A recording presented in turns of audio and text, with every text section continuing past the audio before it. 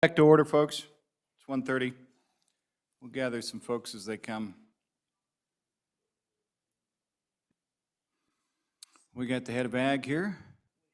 Senator Boner, take us away. Let's tighten everything up, move it. We have both co-chairs of ag here. I was looking. Gentlemen, it's all yours. You have 5 minutes. Okay. Mr. Chairman and committee. Floor is yours. Thank you. So our priority number one is state land leasing, disposal, and exchanges. I think everybody here knows how difficult it is to change anything or set any kind of policy concerning state lands. So we think this is a large bite. We might have some of it whittled down a bit. We have some ideas that way. One of them we started on last year was a suggestion from Management Council to go through perfecting the process of state-federal land exchanges. That fell apart in committee. We believe it involves enough money that it should be brought up again. We have probably millions of dollars worth of income in state lands that are isolated and stranded. We don't get any income off of it. And I think trying to do some kind of an exchange would be good. It's fairly complicated. The federal government knows how to do it. We don't. So we'd like to pursue that again. Priority number two is fencing. And the only thing we're going to work on is the definition of legal fences. Most of the fencing law is set up in statute, isn't really codified, but I believe legal fences are codified, and I believe they're just a 3-wire fence, and we have people using a lot of other things, electric fence and other things that are just as good. We'd like to go ahead and go through that process. Wyoming Livestock Board, this actually involves them as well as the state veterinarian, just clean up and small changes, more in what we, bringing current what we do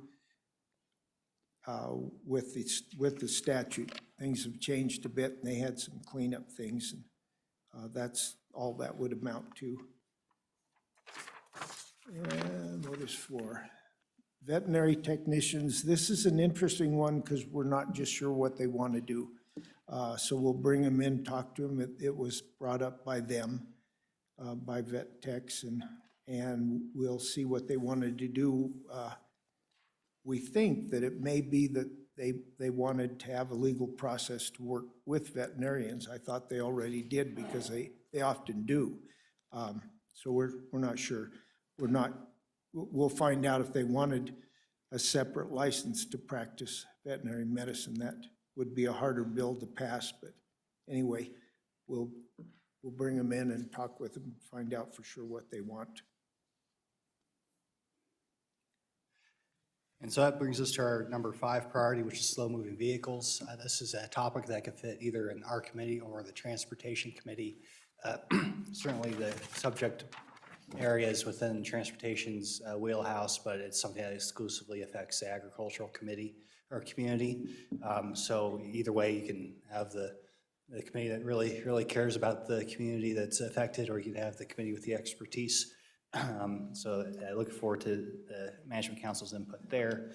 We're also going to spend a little bit of time following up on House Bill 5. That was a wild horse and burro management bill that we passed with a $500,000 appropriation for fiscal year 23.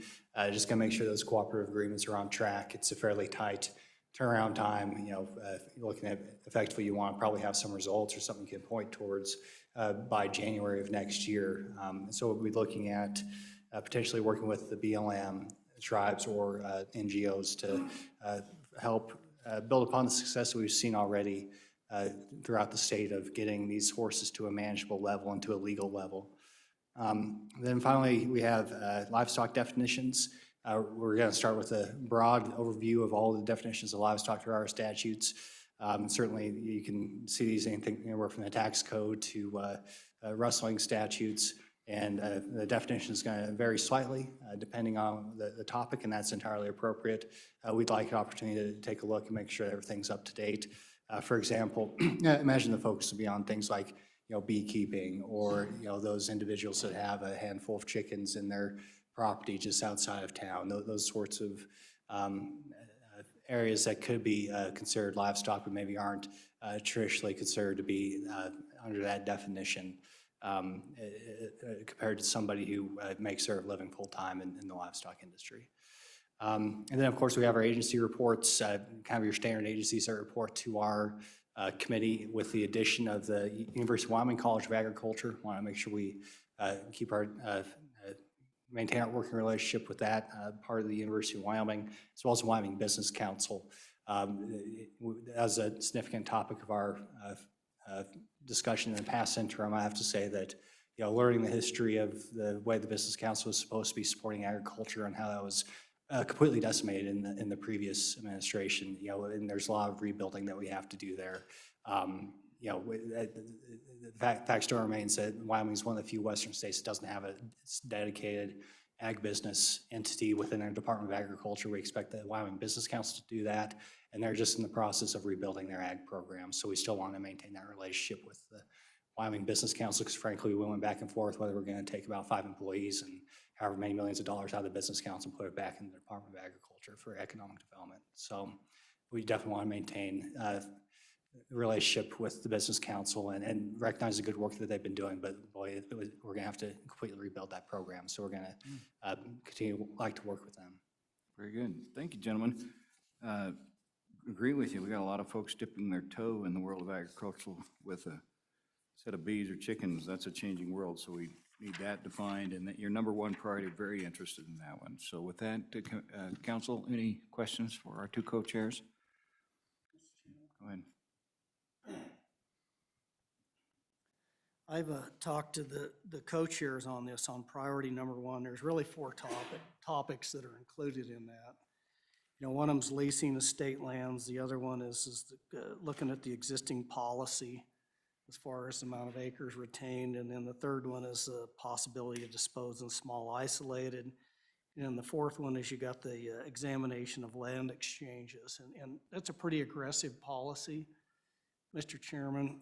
And what I would recommend that we continue to support priority number one, but narrow that down a little bit, and continue to allow the committee to look at the leasing and the exchange options.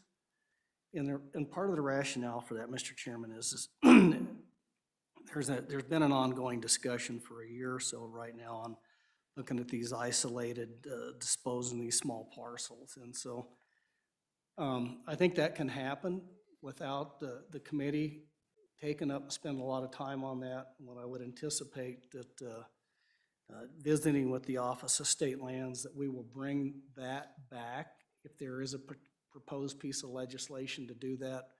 But there is a couple of legislators that have been working, myself, working with the Office of State Lands to try to flesh that issue out. And so I would ask that we would basically pull that out at this point in time. So what you would do is you would leave in the committee proposes to review procedures for leasing estate lands and update if necessary. And then the last sentence, the second is to examine the process for land exchanges between the state and the federal government. And then we take the rest of that out of that priority.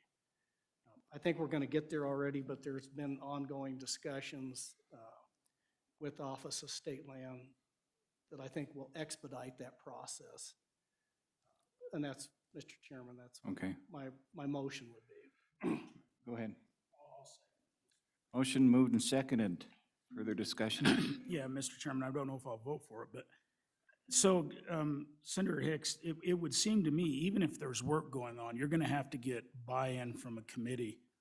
And it would seem to me that it would make sense to just pull into that committee that discussion. It's going to be, even if that's the last thing they do and they don't take up a bill or anything, at least it would give the committee some background in a place where you can ask more questions and discuss it more. So I'm not sure why you'd want to just pull it out completely, but just kind of work with them to get it Yeah, in the Mr. right Chairman, order. that's a good thought, and so we could leave that in there and then just work with the chairman. And that was my intent all along, and probably at their last committee, and keep the chairman involved in those discussions that we get there. What I didn't want to do is have the committee spend a whole lot of time on that when there's already a small group working on that issue, and then hopefully bring a product to the committee to review instead of having to understand all of this stuff just to get to that point. So that may be the alternative. So, Mr. Chairman, I do think that's a good recommendation. It's just to leave that, and then what we would do is work with the two chairmen, and if this small working group working with state lands actually comes up with something to bring that back at their regular meeting, I Okay, think that makes sense to me, so. all right. So do you want to still run with the amendment? No, I think we withdraw it, and then we'll just Withdrawn. work with the chairman on Withdrawn. when the committee would actually take a look at that. Okay, it's been withdrawn. Anything else on this? Okay. Committee, council, anything else through any of the priorities? Go ahead. Oh, yeah. Okay, nothing from the council, public comment? Being none. This is on agriculture, ag public lands. So moved, second? Second. Moved and seconded. All those in favor say aye. Those opposed, nay. Priorities are ready to go to work. Go to work, gentlemen. Thank you. Travel Rec Wildlife, Affy. You got, oh, and somebody on Zoom. Okay, there we go. Very good. Okay, with that, which one of you would like to take it first? Good afternoon, Mr. Chairman. I think the way my co-chair and I would like to split up some of the presentation is I will go over the priorities that we'll talk about for state parks. My co-chair will talk about the game and fish, and then I'll try and get us home quickly going through the Office of Tourism and the Wyoming Geological Association. Thank you. Have at it. With that, Mr. Chairman and members of Management Council, there are a few issues that we'd like to explore with state parks. The first you'll see is continued discussion on public trails and pathways to improve active transportation and recreation. We had a number of our members wanting to explore ways of understanding how bicycling in particular, walking, and some other activity has increased in Wyoming. Particularly in this part of our state, we're seeing lots and lots of people coming up here because we have really amazing bike trails. But that certainly comes with impacts, and so we want to really understand how funding and maintenance goes with making sure we're providing visitors with a good experience, and also exploring other opportunities across Wyoming for not only our residents but our visitation for our trails. So that would be the first. It's broadly worded. But I think there's a lot of interest in our committee in looking at that topic. We also would like to receive an update from the Wyoming Cultural Trust Fund on its mission in serving the citizens of Wyoming. One of the places we've asked to have a meeting is in Casper. The current chair of that trust fund lives in Casper. We've had some conversations about making sure we understand where those dollars come, how they're allocated, how they prioritize that. And in looking at the members of your TRW committee, I think all of us would like benefit from that education. The next item we would like to talk about is the potential establishment of a Sunrise State Archaeological Site. For those of you who are unfamiliar with this area, it's near the Guernsey-Glendo area, and a few years ago I had the opportunity just on a whim to tour it myself. I reached out to the state archaeologist's office, and it's a unique place in the world. I'm going to butcher some of these facts, but you'll get the sense that when I say it's one of two sites, I think, in North America that has a red ochre mine. And so when I visited, you'll see archaeologists doing digs there. They're looking for Native American artifacts and other things, but the land is red, and so they're all covered in this red dust and glistened, and so it is a very unique and kind of special area.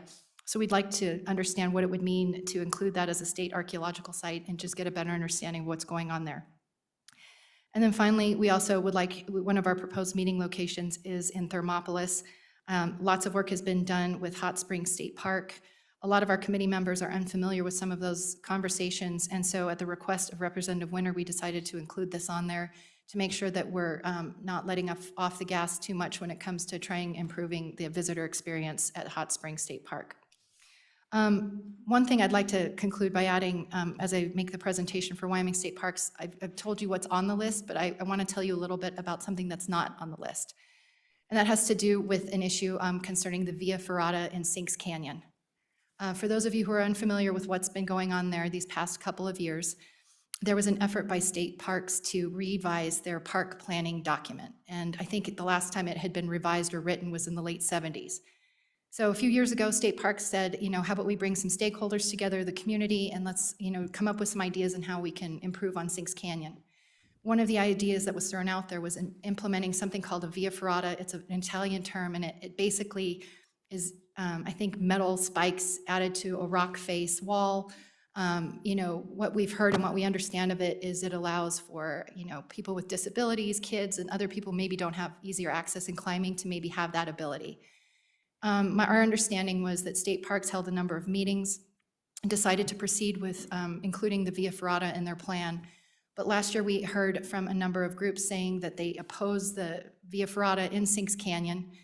And as we held our second meeting of TRW last year, it was in Du Bois, we got word that a group of citizens wanted to come and testify on via ferrata. The problem with that was it wasn't included as an interim topic for us. Looking at our agenda and what we had planned for that day, we didn't think it was appropriate and didn't have adequate notice for those people who supported the project. So we, I made an announcement on the first day of that meeting that we would not take up via ferrata. The second day, there were a number of citizens who came anyway. We limited testimony to 3 opponents, but I can tell you it was very contentious. I know a lot of people were upset that they didn't get a chance to testify.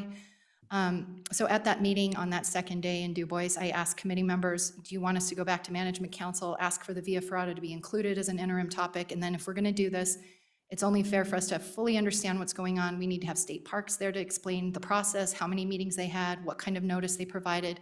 We need to have game and fish there to talk about raptors and all those nesting concerns. So if we're going to do this, we need to do it right. And at the time, no one on our committee raised their hand wanting us to proceed down that path.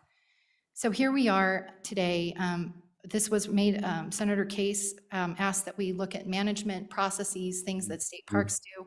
And my co-chair and I discussed it. I was willing to take those lumps. I think, if we were to have a meeting, I would hope that we would, have a day for it.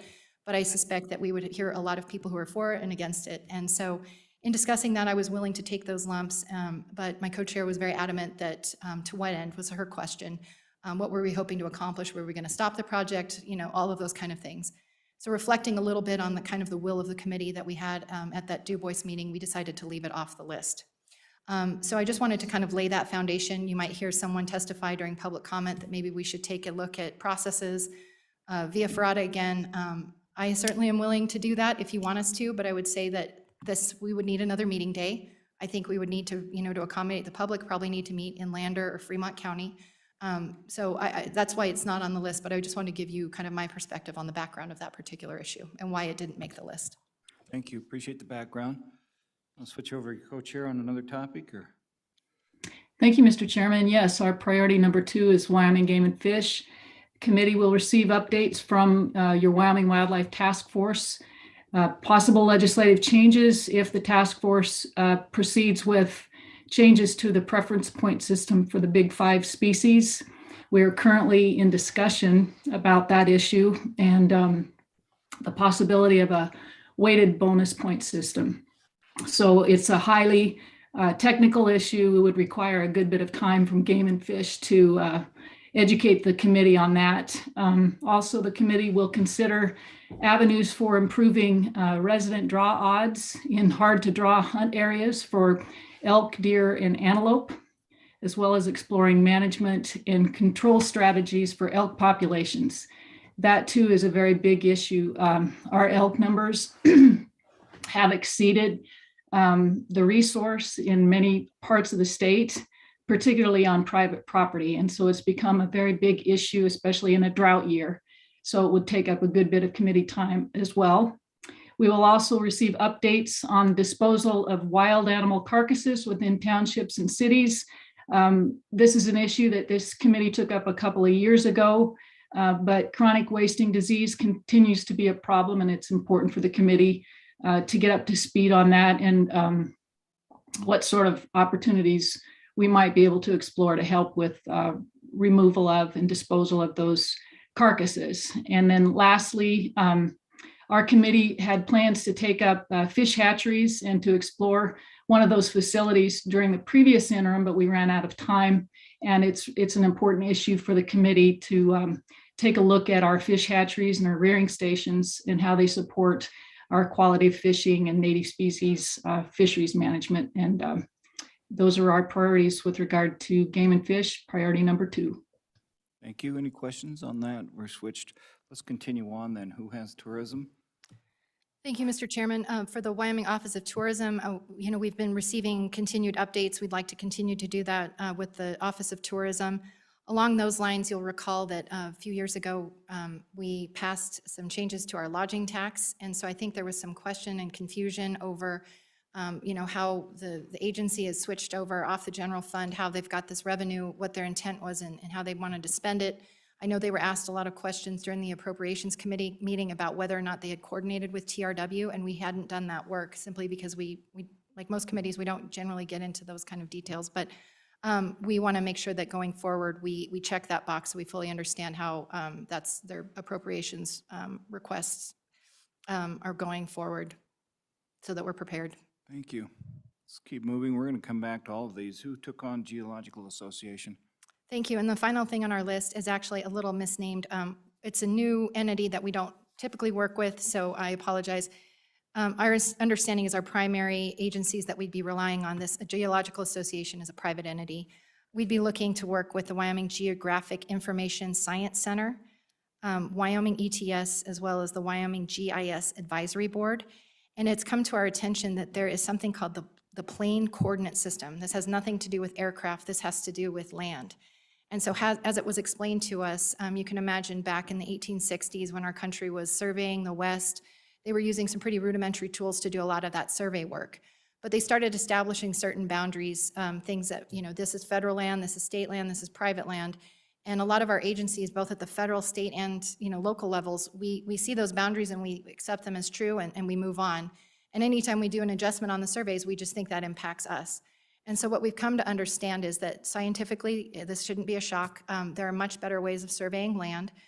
So we want to make sure that we're using the most, up-to-date plane coordinate system that's, more accurate. And it will take into account the fact that the Earth also moves. So an interesting topic.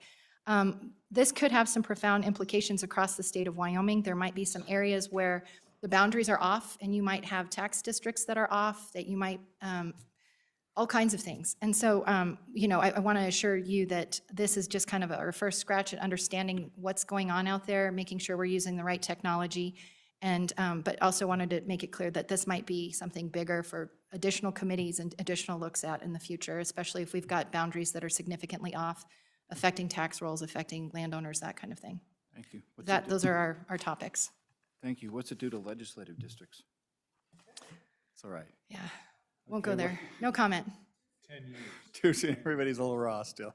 Okay, what else do we have? Any other comments? Okay, you folks might be getting off easy here. Your motion on travel, rec, and wildlife? Oh, public comment too, sorry. Any further public comment? Okay. Okay, sir, go ahead.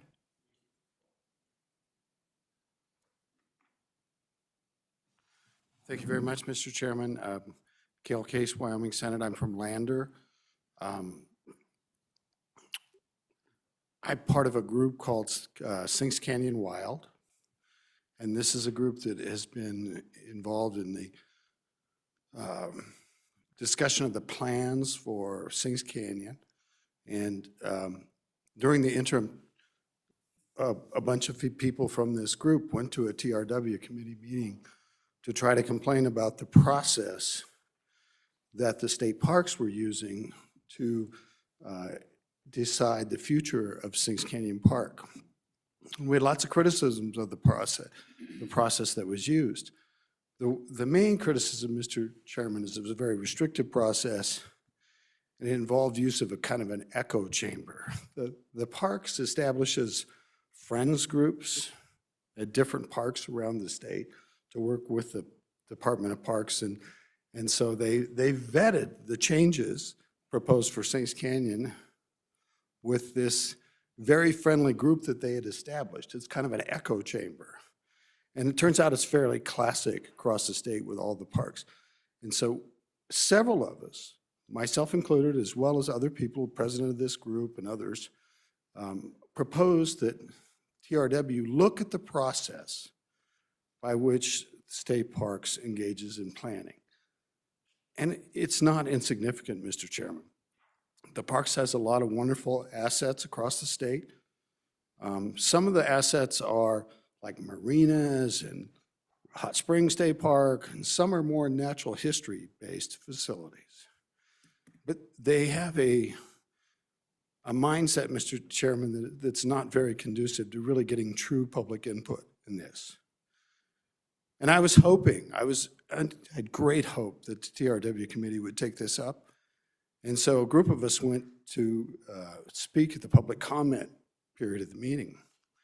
They restricted public comment. And in fact, for the first time in my legislative career, I was not allowed to address a legislative committee. I'll tell you, that made me angry, but that's not the reason that this has come. And there was a group of many people that came, and they chose 3 people to speak. They argued that they hadn't put it on the agenda, and it was just a public comment period, and that the proponents weren't on the agenda, but the state parks were in the room. They are the proponent. Mr. Chairman, we have asked that the state parks take a better look, and this committee look at the process by which state parks makes decisions in planning for the parks, and to make it a more public and open process. Consideration of different points of view. That's what we're asking. At the meeting, they only allowed 3 people to speak for a few minutes. I was not allowed to speak. There was no resolution, no ability to really address this issue. It's a significant issue. In my community, people are very angry about this. And Sings Canyon State Park is a mixed ownership. Part of it's owned by the city, part of it's owned by the Game and Fish, and part of it, 80 acres, is owned by state parks. It's just essential that we make good decisions about these natural resource-related parks. That once, you know, all our parks are overwhelmed right now. But more development is not necessarily the key in several things. And they developed a master plan without significant public input, except for from the echo chamber groups. And I just ask that you ask TRW to look at this process. And I'd be happy to answer any questions. It's of great significance for my back of the woods things, but it's more significant all over. When federal land managers have to evaluate proposals, there's a lot of series of hoops and things and oversight. When the state parks decides that because of our challenges in the mineral industry and our now reliance on tourism, that we're just going to go whole hog into tourism, it has a great impact on resources. I'm in the tourism business. I can tell you firsthand, tourism is hard on natural resources and has to be regulated and thoughtfully developed. State Parks is not measuring up to this, and I hope that they could at least have a public hearing to allow people to talk about the process that State Parks is using to develop planning decisions. Because I assure you, it is not adequate, and it involves this echo chamber with these local committees established by state parks. Happy to answer any questions. Thank you, and we'll open it up to committee. Mr. Chairman, are you looking for something specific to that, or maybe a template in the process for all state parks? Mr. Chairman, I think it should be generic for all state parks. Okay. I'd really like the committee to just evaluate the Yeah. process, And take public hearing, I like that. hear concept. public comment about what people are concerned about, because they refused to do that. And they had the opportunity. It was on a Friday of a second-day meeting, and they left early that day, leaving the entire afternoon open. And while a dozen or more people came, they only heard 30, and they didn't allow a sitting legislator of long-term to speak at the hearing. Understood. It was appalling. Understood, sir. I like the template process. You have an excellent park there. While staying at your facility, attending a committee meeting, the late Representative McKim and I went out and spent an entire evening out there, past way into the dark. It's exploring that magnificent. park. It's a really nice park. Go ahead. Mr. Chairman, thank you. Have you thought about just bringing a personal bill that does what you want to see done as far as process, and I mean, ultimately that comes before a committee and, Well, yeah, and I mean, I think, well, I'll let him speak. I think he's looking for the template part, but go ahead, the well, overall. no, that's what I mean is a template. You know, if, basically it's like a NEPA process at the state level is kind of what you're describing to me as I see it from a federal perspective.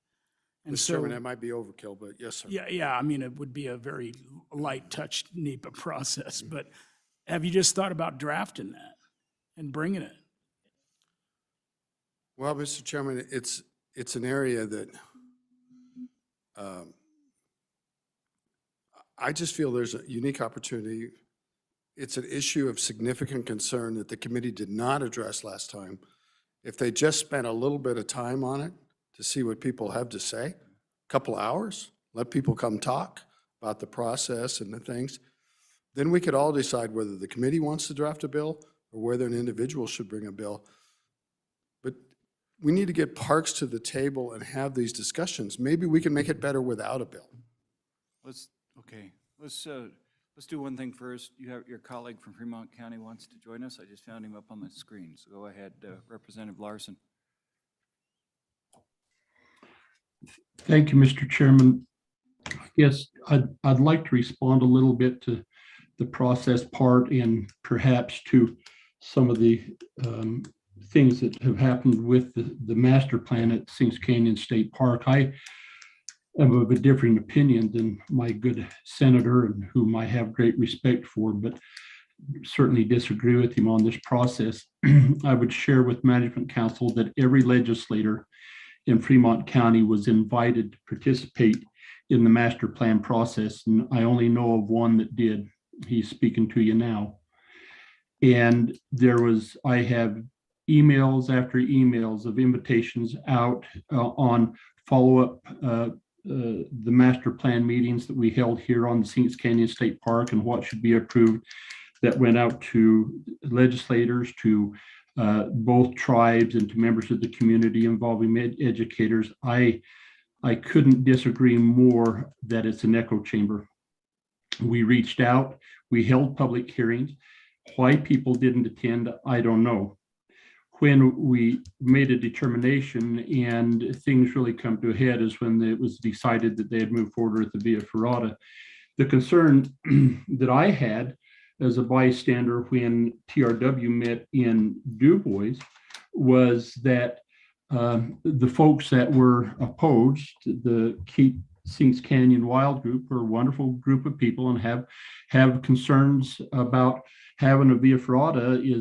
They wanted to speak specifically about the Via Ferrata. They had their signs, they were organized, and yet those who were opposed, who were in favor of the Via Ferrata, would not have been given the opportunity. That means the citizens in the community would not have had an opportunity to present their case. And so I really applaud the two chairmen for controlling that action in the way they did.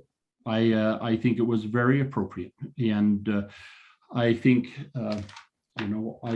offense may have been taken, but offense was not intended. I will tell you that State Park, since that time, has backed off. They come in, we held public hearings. They held public hearings in Lander community at the community center, well attended, a lot of people against the Via Ferrata that was there. And as a follow-up to that meeting, they asked for representatives of Keep Sings Canyon Wild and for the proponents to try and meet and see if they could work out some sort of issue on that. I think that this all goes to making the case that the state parks is engaged in the process. The result of that meeting is that the opponents to the Via Ferrata recommended a different place, a different location for the Via Ferrata. The proponents accepted that. State Parks is working through that now. They're currently in the cultural assessment with the tribes and with other members to and yet further public meetings will be held. So I just do not see this gross chasm or void where State Parks isn't allowing the citizens of the state to participate. Thank you. Members of the council, have you got any questions for? Go ahead. Direct your question to our representative. Thank you, Mr. or- President. Representative Larson, my question is, what do we lose? I mean, I think it's really just in the agency oversight of the committee. I mean, ultimately, I guess the chairman do have discretion, but what do we lose by just allowing testimony on members of the public that want to come in and talk about their interaction with an agency that the state legislature appropriates monies to and ultimately determines the statutes for? Thank you. Mr. Chairman. Go ahead. Thank you. So Representative Gray, I think in this instance, it's what the challenge was there is, as you're familiar, the chairman set up the agenda and they need to be prepared, and they prepare the agenda to address the issues at hand. This was not on their agenda. And it was not advertised that it was going to be part of the public comment or that it was going to be addressed by the committee. Therefore, those who had a differing view would not have been able to be part of the public process. And so I think that had they allowed it, they would have been excluding the ability of citizens of the state to voice their opinion. Okay. Go ahead. Thank you, Mr. Chairman. And my question is to the two chairs of the committee. And, and I'm sorry, I'm going to ask you a question that I haven't asked any of the other committee chairs, but I am curious if this topic was given to you during the overview of possible committee topics at the end of legislative session. And if it was, how did you or your committee discuss the list that we have before us? Mr. Chairman? Go ahead, co-chair. It was presented as a topic to consider, and I personally felt it was a local issue because it was specific to the Via Ferrata issue. At least that's how I understood the topic as it was presented. In terms of looking at state parks and looking at the processes involved with these issues, in terms of the way Representative Summers couched it as, looking at a statewide NEPA type process, I would not have any problems with that sort of thing. But if it was speaking specifically to the Via Ferrata issue in Fremont County, I still consider that would be a local issue, and they were handling it locally. And so that's why we didn't consider it to be one of our interim topics. So, Madam Co-Chair, then you would consider something of a larger scale for consideration? Is that what I hear then? I wouldn't have a problem with that. No, I would definitely like to get my co-chairman's opinion, but if this committee feels like it's necessary for us to take a look at that process and how it's been done statewide, I don't have a problem with that. Okay. Let's do this. Any further comments from the council? Madam Co-Chair? Thank you, Mr. Chairman. I just wanted to clarify a few things. So this Via Ferrata issue was not presented to us for last year's interim. The first time I ever heard about it was driving through the reservation for a different event and saw some signs and started looking at the paper when I stopped for a coffee in Lander. So we were unaware of it. And, this is, I think, new chairman to a standing committee, doing our best. But I think our concern was we held our meeting in Du Bois specifically so we could tour the military museum so that we, as members of the legislature, could inform when we're talking about tourism and amazing things happening. We wanted to visit that facility and take a tour and see what was happening there. Having a meeting in Du Bois and recognizing that all of our staff was in Cheyenne, we did want to finish early on that second day so that our staff could get home safely that evening.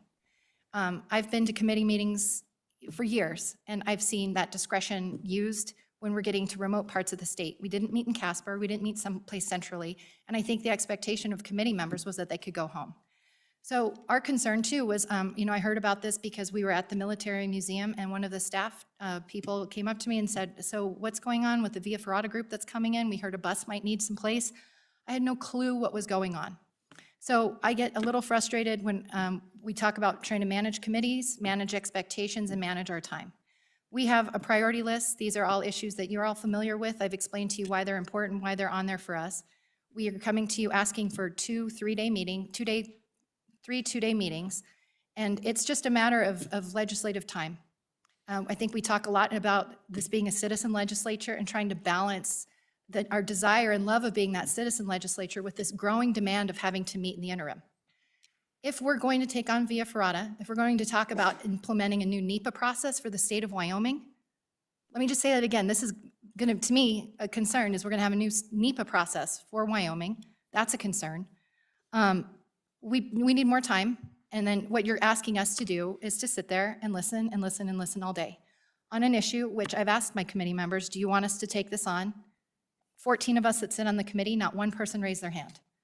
So, you know, as a management council, is that what you do, is tell 14 of your legislators, we want you to go find a day to be in Lander and listen to the via ferrata. And if that's the case, then we'll do it, right? That's what we're here to discuss today. But I just want you to be very clear, we did our best to manage expectations. People were very upset. People were very hostile to me in the hallway, trying to go to the bathroom at this meeting. Overall, it was a very unpleasant experience.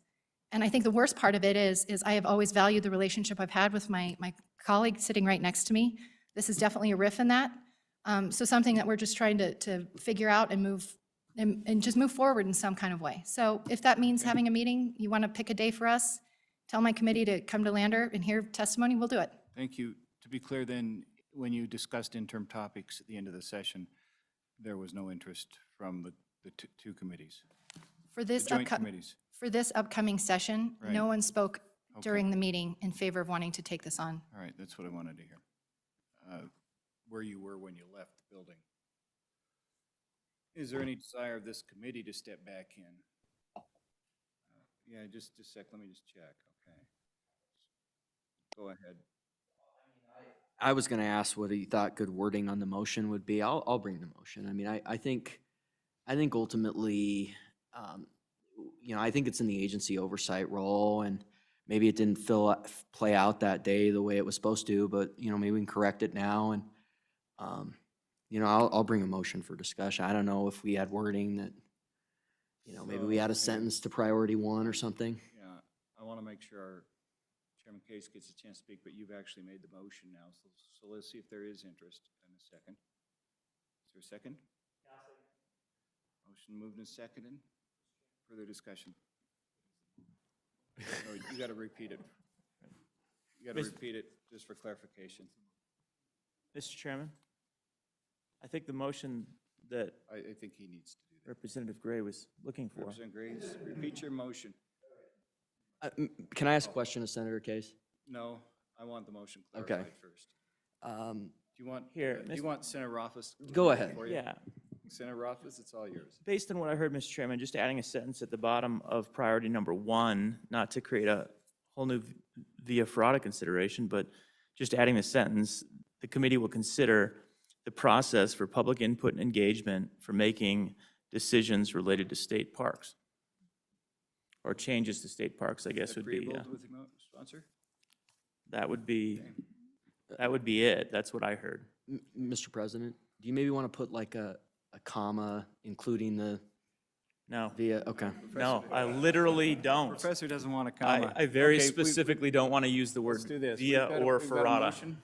And Mr. Chairman, I don't want to use the word via ferrata either, because it's kind of, that's not the point. It's the planning process. That's a free, you just got free speech right there. Okay, let's go. Wait, moved and seconded now to Senator Hicks. So I have a question on the motion, and I would direct this to our legal staff.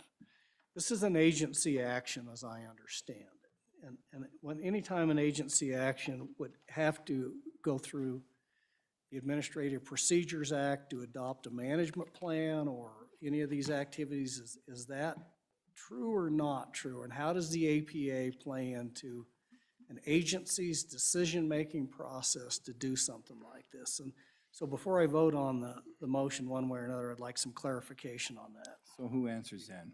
I'm asking our legal staff. Okay.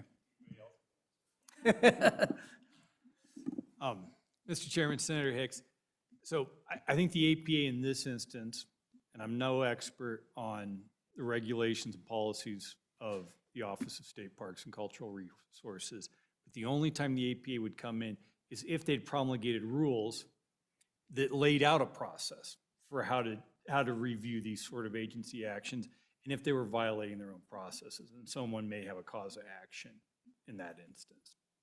Okay, does that answer your question? Go ahead. And I'd just say, I mean, you look at the Minerals Committee, for example, and a substantial portion of Minerals Committee statute related to the Department of Environmental Quality is just exactly this, right? Laying out a process for making a decision, how much public input you have, and how many days, and how all of that works. So I would just see this as taking a look at that statute and seeing whether it's appropriate. I don't know whether it is or not. I don't want to necessarily know in the near future whether it is or not. And I do understand that kind of we are where we are at this point, that while something bad happened, it doesn't mean the process is good. It doesn't mean the process is bad. I think it's a reasonable thing, even within the first priority, to cover. They have within their purview state parks. This is a, hey, there was some concern about an issue with state parks. Could you look at it? That's all. And that would be the motion that I would support. Again, nothing about via ferrata. I hope it just doesn't devolve into that. I hope it's more about the process. Okay, we're going to do this. Motion made. Any further discussion with council? And then we'll go back.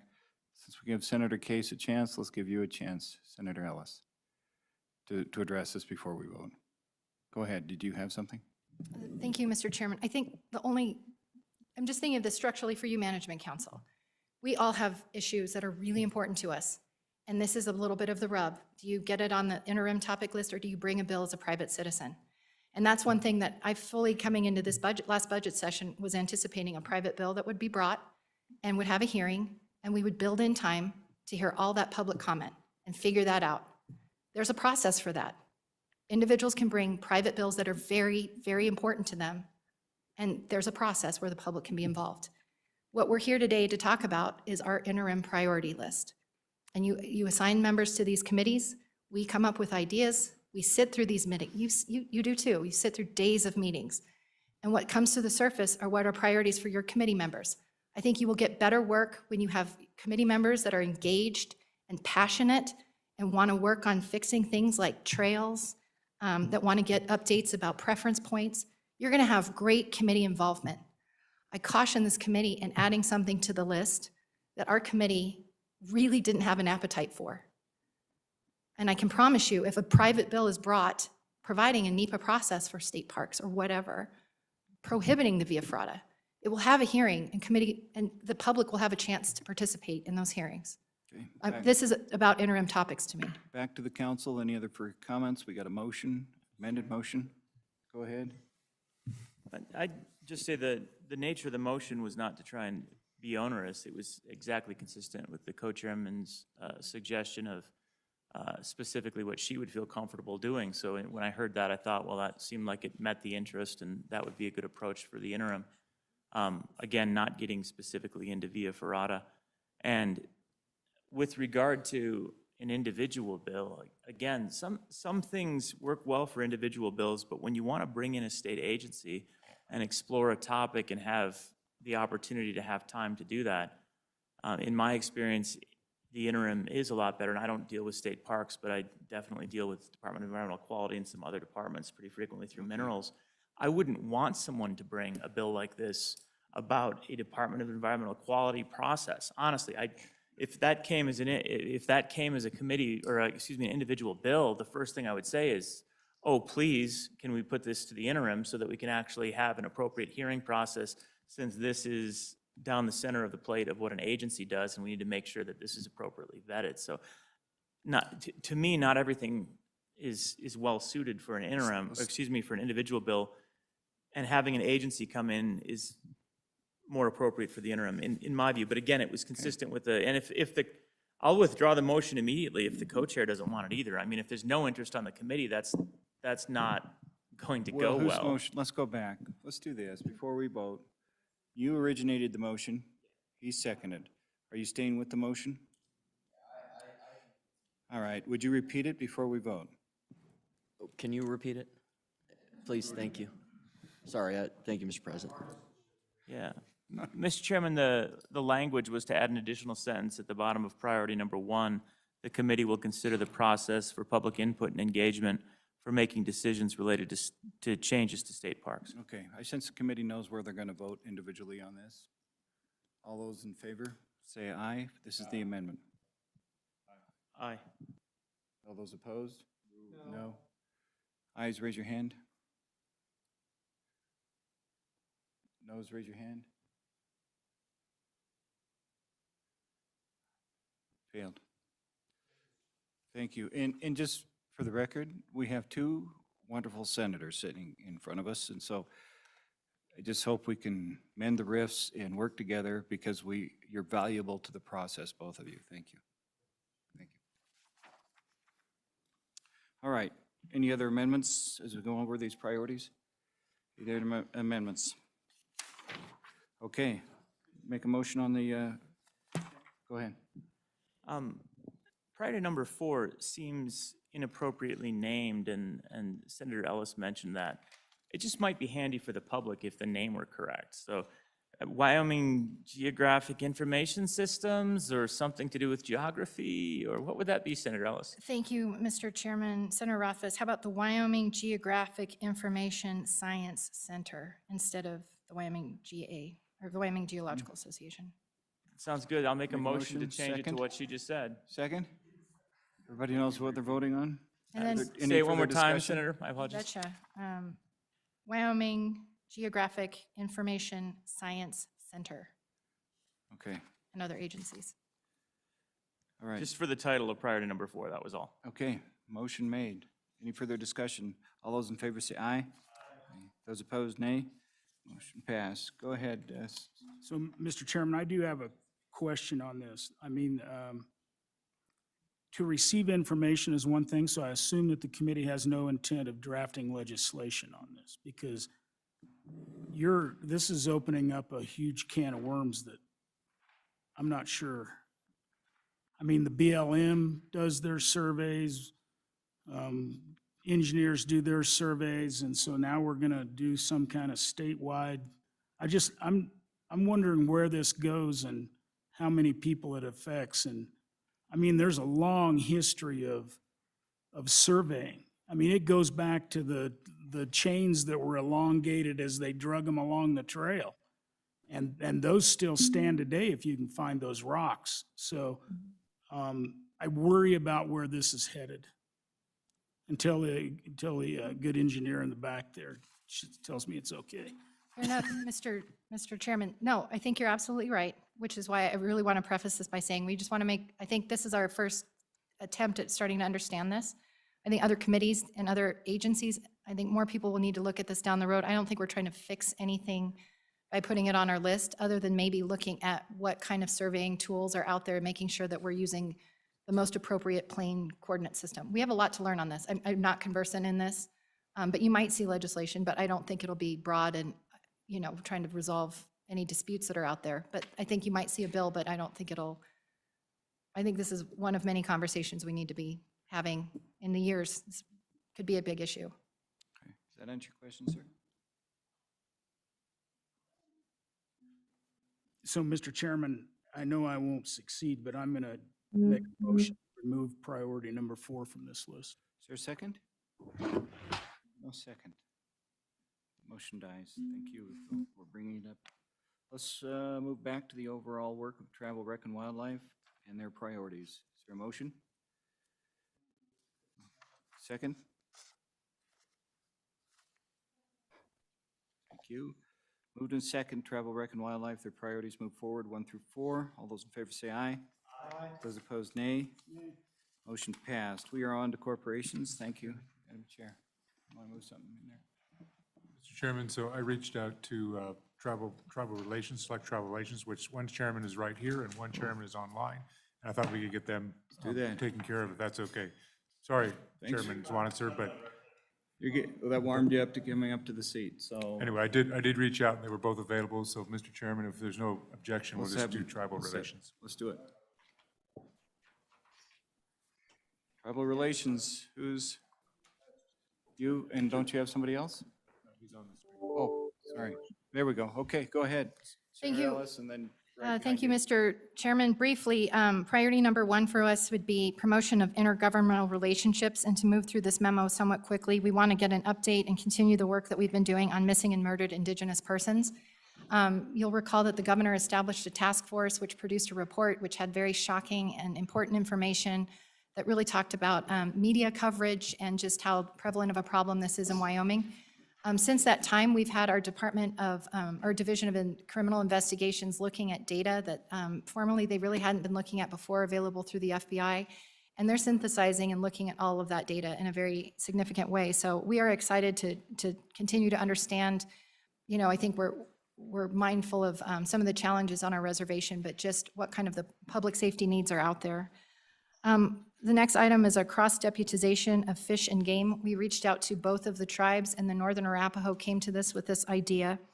And it would be exploring opportunities and how we can work cooperatively to stop illegal taking of animals in Wyoming. Evidently, Michigan and other states have cross-deputization for state game wardens to enter tribal fish and game administered lands and administer their codes. So we just want to learn more about what's going on with that particular effort. And then the last thing that would fall under this umbrella is a review of internet sales tax collection. You'll recall that a few years ago, we did remote seller and marketplace fairness so that Wyoming would be the place where the sale occurred for purposes of collecting state sales tax.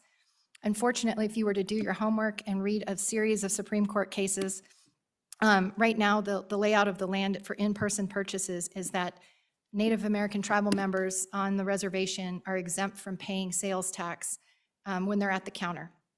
If the person's non-Indian, the clerk of that particular establishment is supposed to collect sales tax from them and remit it to the state. So this is a long-standing Supreme Court scheme that's been in place for a long, long time, and it really puts the burden on the retailer to look at the customer, identify whether or not they're Indian or non-Indian, and decide whether or not to collect the tax. That's the lay of the land. So when we add online sales, that gets complicated. And so my co-chair and I have done some investigating. We think, from what we understand, Wyoming is collecting sales tax on every purchase that happens on the reservation. And we think there might be some good ways to explore how we can work with our tribes to either maybe develop a compact, maybe exempt some of those sales depending on the zip code. But right now, I am concerned that we're over-collecting and could be subject to a lawsuit, quite frankly. So, Follow up from your co-chair. Go ahead, Chairman Larson. Thank you, Mr. Chairman. Nothing more than what my good chairman has talked about on priority 1, and I'd be prepared to move to priority 2 and 3 when you're ready. All right, let's go ahead and have you do that. Thank you. So on priority number 2, we'll follow up with what and work with the Ag Committee on the feral horse management as outlined. Feral horses are a real problem on the reservation and a real challenge. It's a little bit different than the wild horse issue that we have on our federal lands and state lands, but it's still a problem. We'll work with them on that. We had a bill, House Bill 11, that has been vetted through this committee and in the Ag Committee. We run out of time in the budget session to move that bill along. We'll bring that back. So that's not going to take much time other than just reviewing the committee on what we're doing with that. And then to work with the tribes on solid waste disposal and maintenance. We've been working on that issue now for a couple of years. We're trying to put into place as we speak a program that would use the ARPA direct funds in cleaning up some of the old historic illegal dumps that have been created on the reservation by both non-tribal and tribal members, and just trying to resolve that. It's a real challenge for them to administer. And then, Mr. Chairman, on priority 3, we've been working over the last several years with the University of Wyoming and the various presidents to make sure that opportunities avail themselves to our young people graduating from who live on the reservation, that they feel comfortable and have opportunities to attend the University of Wyoming. And one of our meetings will be at the university this year and an attempt to try and reinforce that. We're not succeeding there as much as we really need to, and hope to improve that. You'll note there some education on the Indian Child Welfare Act. Wyoming, there are some states who, after the Indian Child Welfare Act, which gives the tribes the authority to administer over child protection and adoption, some states have amended that federal law to reflect their own interpretation of that. And Wyoming does not. But it's important for our committee members, as this conversation was brought up by the Northern Arapaho tribe after they have visited with other states and seen how other states have tried to, if you will, monkey with the federal law and perhaps cause some challenges with implementing ICWA by the tribes. And so we are going to try and have some education on the Indian Child Welfare Act and how Wyoming implements that. And then one of the other things that we've been working with for a number of years is that both tribes have their own Department of Family Services, and funding those child protective services has always been a challenge both for the tribes and for the states. And one of the opportunities that has been overlooked is the ability to capture some reimbursement for those services provided through the Social Security Act, Title 4E. And we've been working with the tribes and Department of Family Services to get the tribes ready to either collect that reimbursement on their own or through the state. And the Eastern Shoshone tribe is at that point that they'll be receiving reimbursement, and the Northern Arapaho tribe is working to that way. That's a pretty big milestone in that whole effort, and we just want to follow up with that and see how the two tribes as well as our state agency is proceeding and progressing in that effort. We'll be meeting twice, once in Fremont County, where we normally do at the Central Wyoming College, and then, as I mentioned earlier, the second one will be at the University of Wyoming. Okay, thank you. Any further discussion from the committee? We've had all three priorities heard now. Mr. Chairman, Go ahead. a question for the chairman. We've already approved the Wyoming Livestock Board and their write-up to work with the tribal relations as needed concerning livestock diseases on tribal lands. We also have a provision, and that was priority number 3 for the Joint Ag Committee. We've also approved priority number 6, wild horse and burro management, to keep working on the enacted 2022 legislation. So it looks to be a duplicate effort, and I know in the Joint Ag, it talks about working with the Tribal Relations Committee, but I don't see anything in here about working with the Joint Ag. And then when I look at the agendas, there's no joint meeting, so I'm just curious as to how this interaction and duplicative effort's gonna work.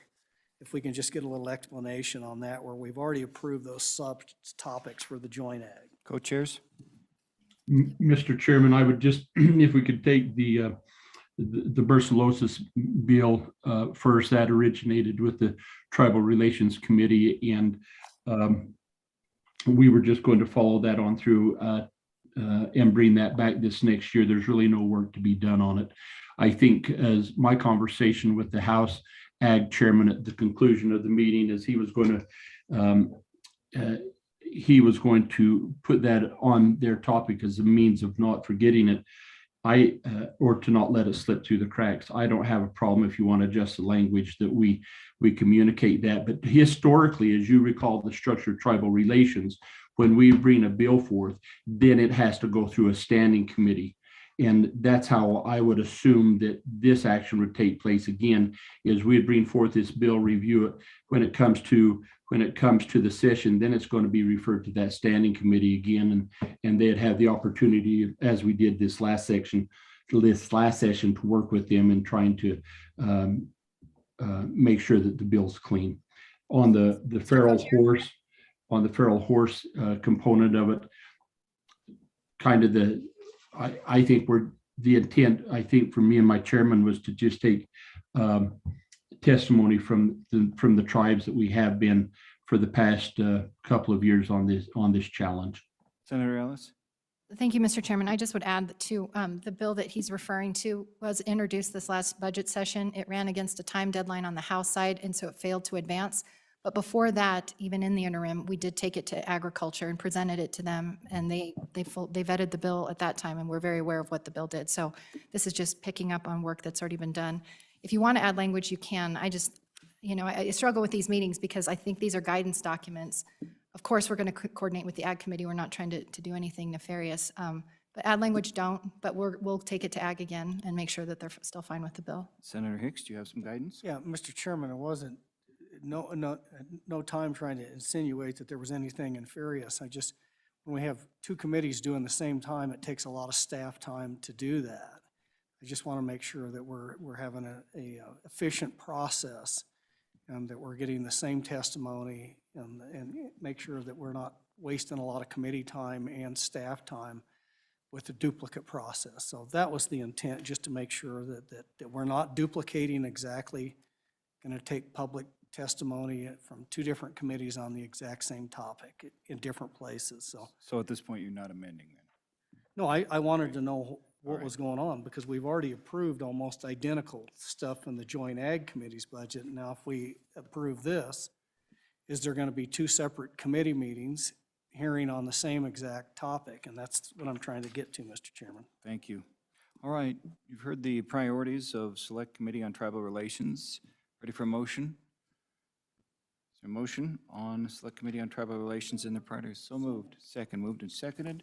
All those in favor say, any public comment? Okay, moved and seconded. All those in favor say aye. Aye. Those opposed, nay. Motion passed. We are on corporations. Thank you, Senator Ellis, Representative Larson.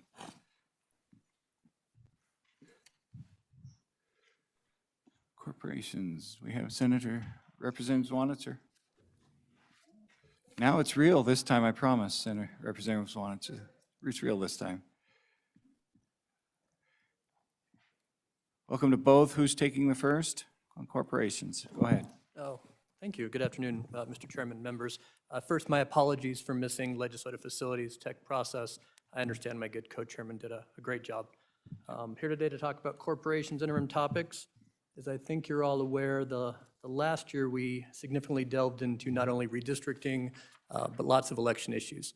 And so we certainly dealt with the elections portion of corporations, elections, and political subdivisions. This interim, we're looking to go back to corporations issues, primarily Public Service Commission issues, starting with electricity. As you're all aware, there's an ever-changing dynamic market and landscape in every state regarding electricity. And so we really heard it from all sides on rates and prices, from our large electrical industrial consumers to our retirees who, with inflation and other pressures on their electric bills, to cryptocurrency mining. Everybody is looking for cheaper electric rates and trying to figure out how to navigate in the current environment. So that was really our committee's #1 priority, was working through how we get electric rates down. Some of that also involved the Public Records Act on more information may elicit a better understanding of why prices are how they are. This is also the year that the Telecom Act, Wyoming's Telecom Act, is set to sunset. Many viewpoints on whether we should just let it sunset, but we, as a committee, I think should at least look at it. I've gone through 2 revisions to the Telecom Act.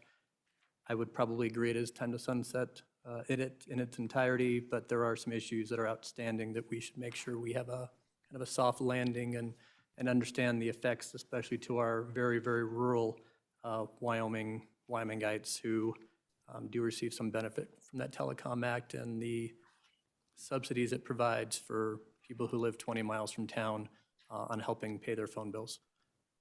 So that's priority 1, and I'll turn it over to my co-chairman. Very good, thank you, Mr. Chairman and committee. Priority 2 is workforce housing. Committee studies issues related to lack of workforce housing. We left this really broad. We had 4 or 5 different requests on the workforce housing affordable, and we're going to kind of look at it all the way from the top to the bottom, potential solutions to work on that. That can include anything from, public-private partnerships. There's a whole gamut out there that we deal with on that. It's a big issue for a lot of our communities, and it was actually about a flip up for #1 on the list to do it. And we realize it's going to take a lot of time and be difficult because it's really a broad topic. So. Okay. Let's just continue on, see if there's questions at the end. Let's go I'll to pick the third one up benefit. as well. Pharmacy benefit managers, you folks all are aware of that. It was hotly debated both sides.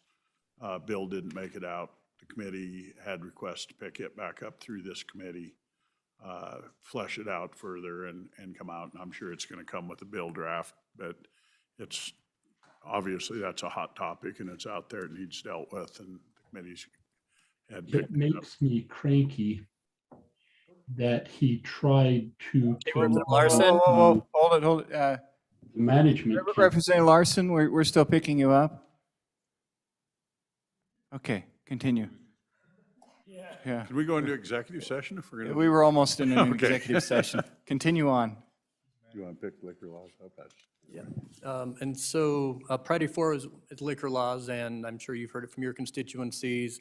Our current system that's really been around since the end of Prohibition continues to have opponents. Here in my community, we have 11 different groups vying for one liquor license. On the street in my community can be anywhere from $250,000 to $300,000. I think we've gotten to the point where we really need to seriously look at a new process and how to perhaps not eliminate the current system, but we've done kind of small chip-aways over the past 10 years, bar and grill licenses. We had 4 different laws this year, 3 of which passed on golf courses, on airports, right? And so I think we just need a holistic look on liquor laws. We've heard it from several industry groups as well as many constituents. Certainly a difficult issue. When I started here in 2005, we had a bill that failed by 2 votes that would have done a 10-year ramp down, because we certainly don't want to hurt existing liquor license owners, right? They have an asset, they use it as collateral, and so it's an interesting predicament to be in, but some long-range planning, I believe the committee's really ready to look at liquor laws and see, how we make it a fair system for municipalities to not have their city councils choose who gets the $1,500 liquor license that's on a $250,000 asset. Go ahead. The fun one here, priority 5, election updates, discussion. Committee study various election topics during the interim, open primaries, ranked choice, creation of independent redistricting commission, election code revisions, redistricting policies going forward, ballot order. It's kind of a laundry list of stuff. We're going to revisit that. Obviously, there was bills on all of these issues. We'll revisit them all, take testimony on them, and take a look. Probably focus a little bit on redistricting while it's fresh, I would guess. So, thank you. The Unclaimed Property Act, the federal government has revised kind of the national uniform, and so we just need to spend some time on tailoring our state statutes. This was at somewhat the request of our state treasurer, just to ensure that we're not having any catches between the new federal law and thoroughly examining the Uniform Unclaimed Property Act, which is a little extensive and will just take some time to get through and make sure we're up to date. So don't anticipate that being very controversial, but necessary to ensure the treasurer's office and making sure people get their unclaimed property back. I'll just talk about insurance as well. The department came forward. They do have an issue in our current insurance code when it comes to an anti-rebate statute, which prohibits an insurance agent from giving anything of value to a consumer, which would include, let's say, calendars, a desk mat, a keychain. And so they just want to look through what other states have done, and if there's a potential for a cap of $25 or $50 that they can give some swag away to their clients. And that's part of, I think, their main issue they came forward with. We also had a bill that was in judiciary that talked about medical malpractice claims. And so as we discussed that, there were some options and some thoughts that maybe it's time to look at the medical malpractice insurance industry and making sure we're doing best practices and in line with other states. Thank you. There's a little piece in there for workers' comp as well that we'll deal in with. So that was through, and there was one other one. It can be an amendment or not. It was actually, we kind of went off our memory on this. So one of these topics was actually did not come out, and that was the Unclaimed Property Act, so we can deal with it. However, priority 1, one of the ones that I had specifically brought up that we dropped was I had brought public utility service in other territory, and that needs dealt with. That was kind of an agreement we made when we worked the bill that would come back up as an interim. So if the committee doesn't have an objection to it, it'll just be added in. Otherwise, I'll bring it as an amendment. So with that, we'd stand for questions. Okay, committee, any questions? All right. Some corporations then? Seeing no questions, any amendments? Yep. Gone over all of those, public comment on corporations? Being none, somebody move the corporations' priorities? So moved, seconded? Moving to seconded, all those in favor say aye. Aye. Motion passed. We're on to transportation. Thank you, gentlemen.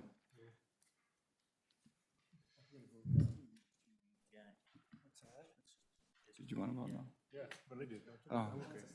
Acknowledging one no vote from the speaker. Okay. All right. Were you? Who's our transportation folks? Oh, well, there they are. Okay, Senator Landon, good to see you. Thank you, Mr. Chairman. You gonna pack the water today? Well, I think as soon as Representative Burkhart gets on board with us, he's going to take us out of the gate, and then I'll try to bring us home. I know that afternoon is moving on, so thank you, Mr. Chairman. Thank you. All right. Excuse me, Mr. Chairman, if LSO staff could admit me, please. We can't see you, but we can hear you. Go ahead, Representative Burkhart. Let's get started. We got your voice. Okay, you might be able to see me in a minute. There we go. So, committee, thank you very much for allowing us to present remotely. I've been traveling out of state most of the week, and this is a bonus for me to be able to do it this way. Thank you. So our first priority will center on the transportation and highway issues. First item is electric vehicle charging stations, and I think that'll end up being more of a report from the department on what they are doing. I don't foresee the need for legislation other than if it's to allow them to expend federal monies. There will be no state monies, I don't think. The second portion of that would be technological advances on autonomous vehicles and that sort of thing. And that bill was already in progress, but wasn't brought forth during the budget session, as it tends to be a little complex. So I think two of the big issues that really do need addressed are issues with towing of vehicles involved in accidents. There have been reports of some just exorbitant towing rates. I know this was looked at a few years ago, but there was no resolution.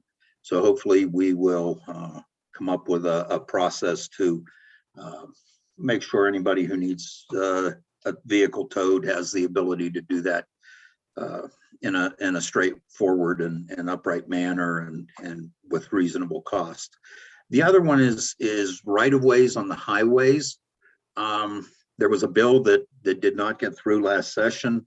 However, there's more involved than that bill. Right now, there are numerous requests for access to highway right-of-ways for water lines, electrical lines, electronic lines, pipelines, hiking paths, biking paths, that sort of thing. And really, we don't have any specific rules on that or policies on the use of right-of-ways. And I have some real concern about just turning our right-of-ways over for just general public use.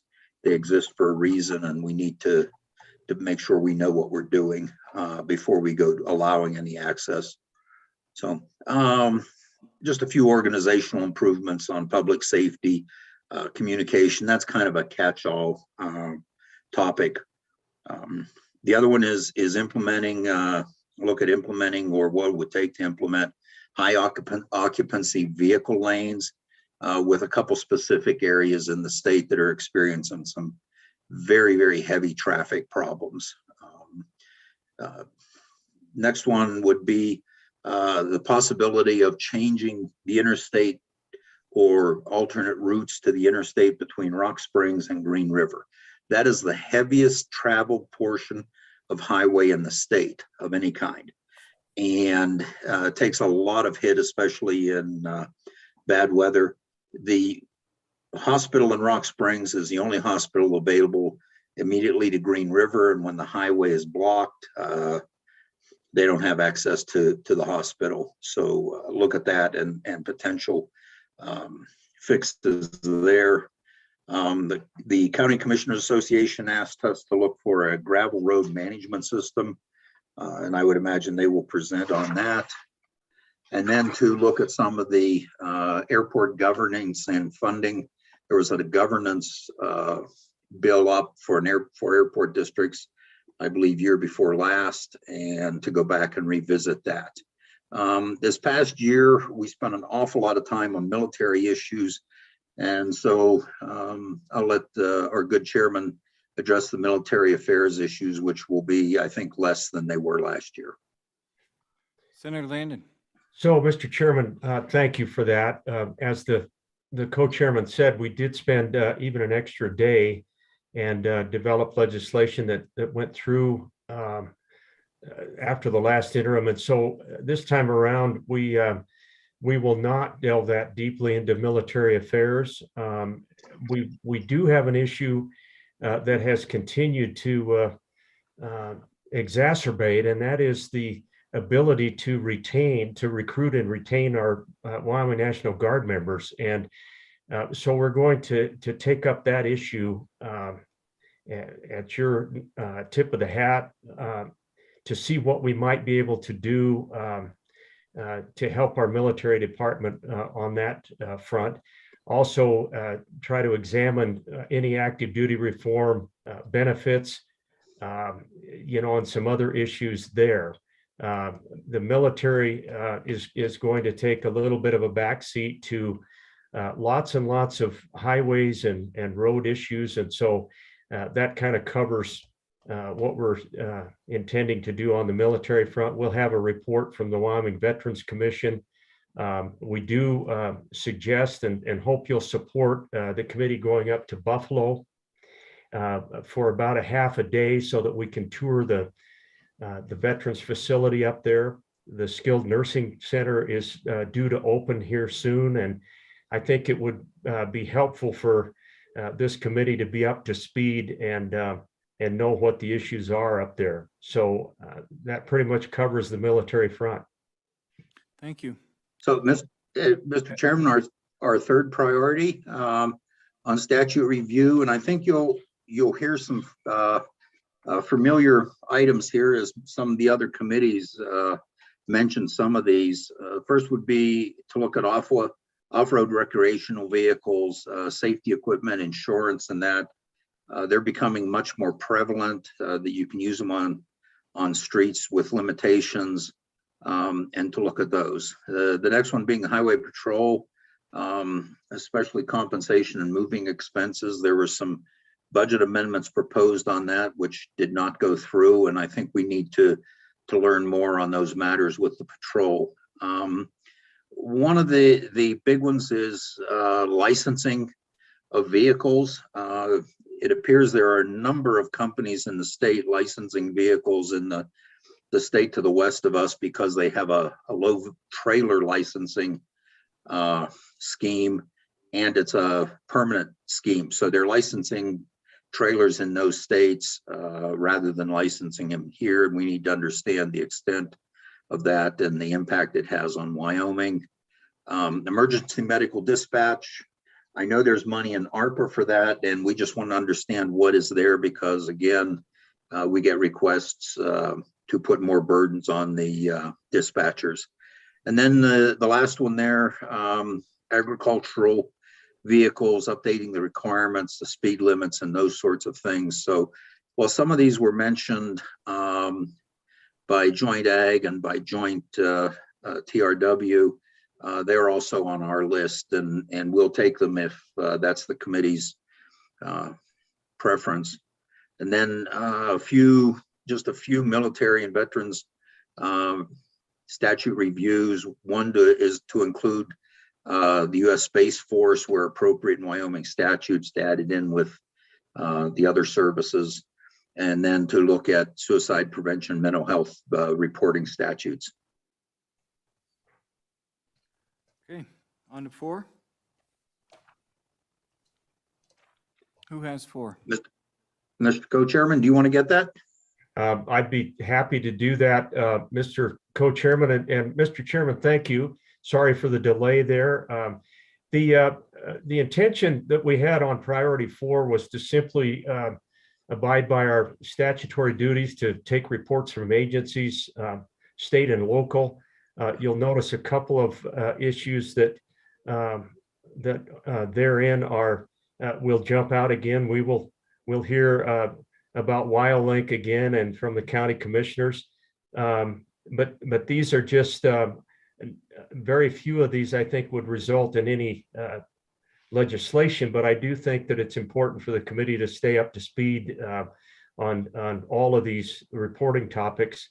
I did want to mention to the council that one of the priorities the co-chairman and I put forth over a year ago was to do all that we could to look at our county road system out across Wyoming. We've got hundreds of miles, as you all know, of county roads. And the issue this interim, we wanted to take a look at maybe including in the county road management system all of those miles of gravel road. The county commissioners worked in conjunction with the Wyoming Technology Transfer Center down at the University of Wyoming. I think that shows some promise to be able to do all that we can to help our counties out there. There's a lot of miles of road that kind of get put into the background a little bit. So we're going to spend some time and do that. I'm going to close right there. And Mr. Chairman, would be happy to answer any questions or have further discussion. Members of the council, any questions on their 4 priorities? Mr. Chairman, Go ahead. real quick for the co-chairs, I guess I've got an issue, and I've visited with both of you, whether you thought you would have a little bit of time.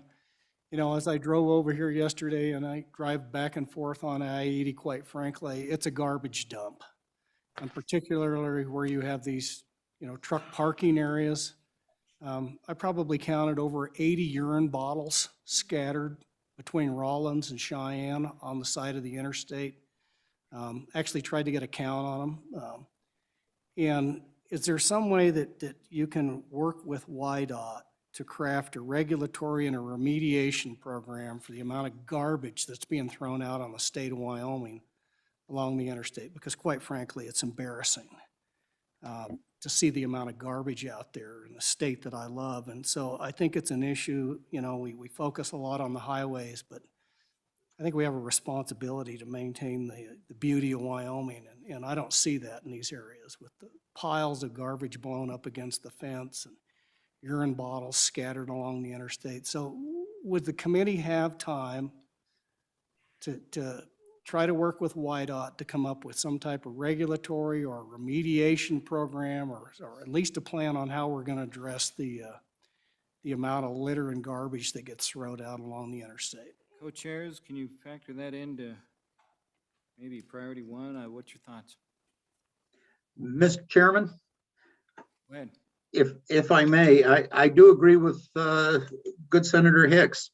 It is embarrassing. It's disgusting, and I have the same feelings he does. It's getting a regulatory fix on something that I think would prove difficult. We already have anti-littering laws on the books, which I don't know anyone who has ever gotten cited for it. I know the highway department themselves clean up the highway sections at times. And you know, I've had discussions with some of the truck stops and things about cleaning up the downwind litter, because it's just a plume out there, and have not really liked the response, and would love to be able to do something directly. You know, maybe a littering fine that's a little different. Maybe they get assessed something unless they clean it up. I don't know. I think it's something we could look at. I'm not sure where to go with it though, and maybe the good senator we could work on his thoughts if the council elects to add that in during the interim. So, Mr. Chairman, just to add to the co-chairman of Transportation's thoughts, we've actually talked to the director about this, and I appreciate the Vice President of the Senate bringing it up. It definitely is a problem. The solution is the difficult part. We talked about cameras at those parking areas. But what it really boils down to is how much we might be willing to invest in policing this kind of activity. But that should not prohibit us from taking it up, and I'd be happy to do that. We do have a meeting suggested for the Rock Springs Green River area, and our intention is to take up the I-80 issues, and we would certainly, if the council chooses to ask us to do that, we would certainly be willing to include it. Thoughts, council? I'll make the motion, Mr. Chairman. Okay, moved and seconded. And I assume that's just to find a solution for cleanup on I-80. Is that a broad enough term? Highways in general, I mean, because the state highways have designated cleanup areas where people volunteer, so probably the interstates, wouldn't it? Yeah, okay. Well, there's the motion. All those in favor say aye. Aye. Those opposed, nay. Motion passed. A little extra there. Thanks, transportation. Anything else for our transportation folks? Mr. Chairman, just real quickly, I wanted to thank the council for the opportunity to Zoom in today. Like Representative Burkhart, I've been contributing to the road system through the fuel tax lately.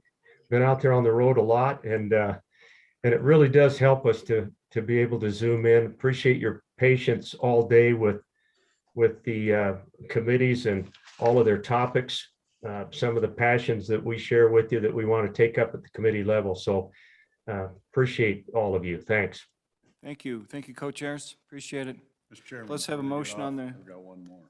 okay, oh, you do. Wait, don't go anywhere. Wanted to keep them on. We're gonna have one more amendment, then a public Well, comment. I may not, depending on their advice. So going back to the priority 3, agricultural vehicles update requirements, I'd like to have them look at the weights and heights and widths and the permitting process. I spend a lot of time with YDOT on hay haulers and different things, particularly this drought, and I think it's appropriate time to kind of take a look if they think they're willing to spend the time to do that in those statutes. It's in the same section, I believe. Co-chairs?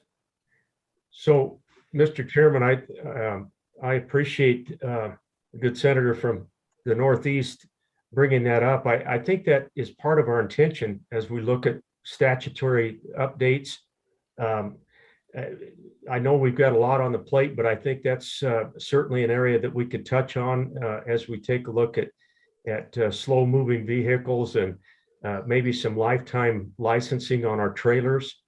You know, I think it actually fits in there, but maybe the co-chairman has another thought.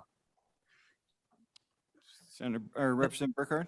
Thank you, Mr. Chairman. And again, we looked at that this past interim, probably not in the way that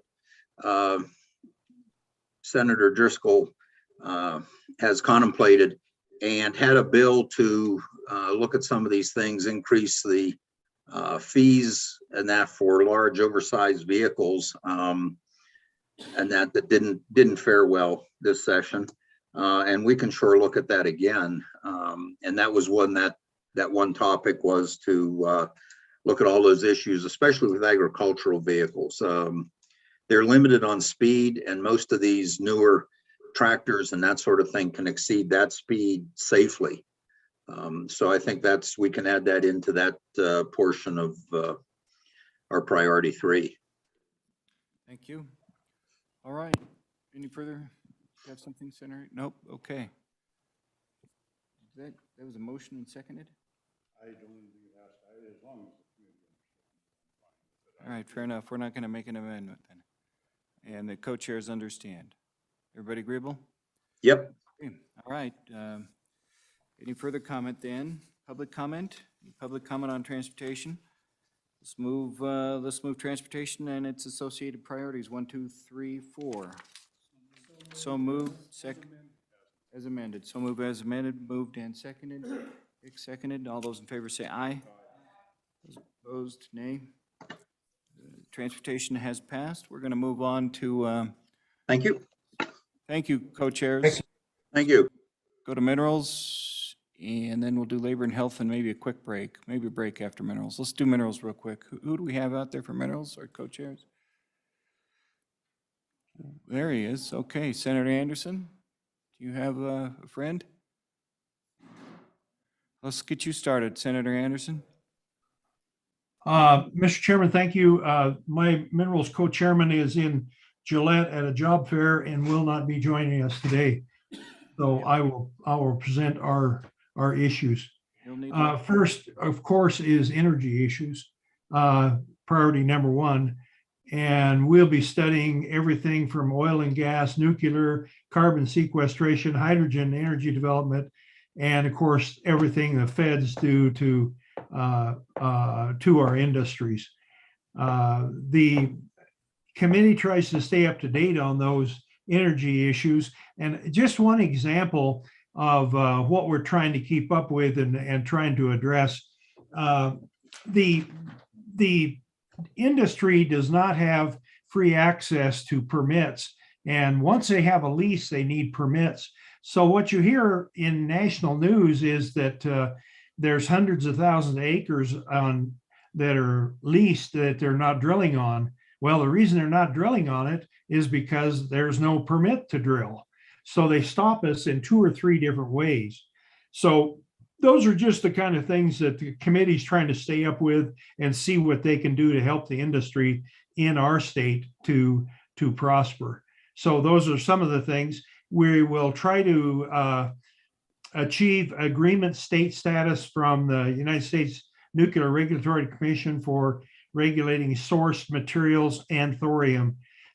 Big issue, big topic, lots of people presenting on that.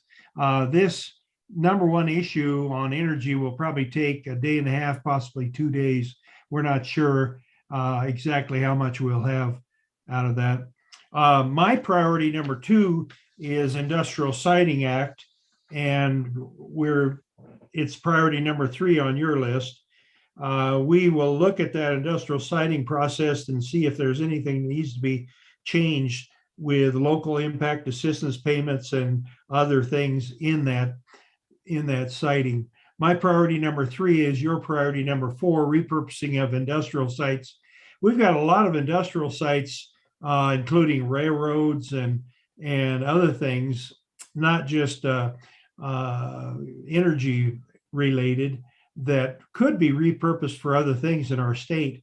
And we've had some proposals and want to explore that and see what we can do to help with repurposing any sites that could be used for business in Wyoming.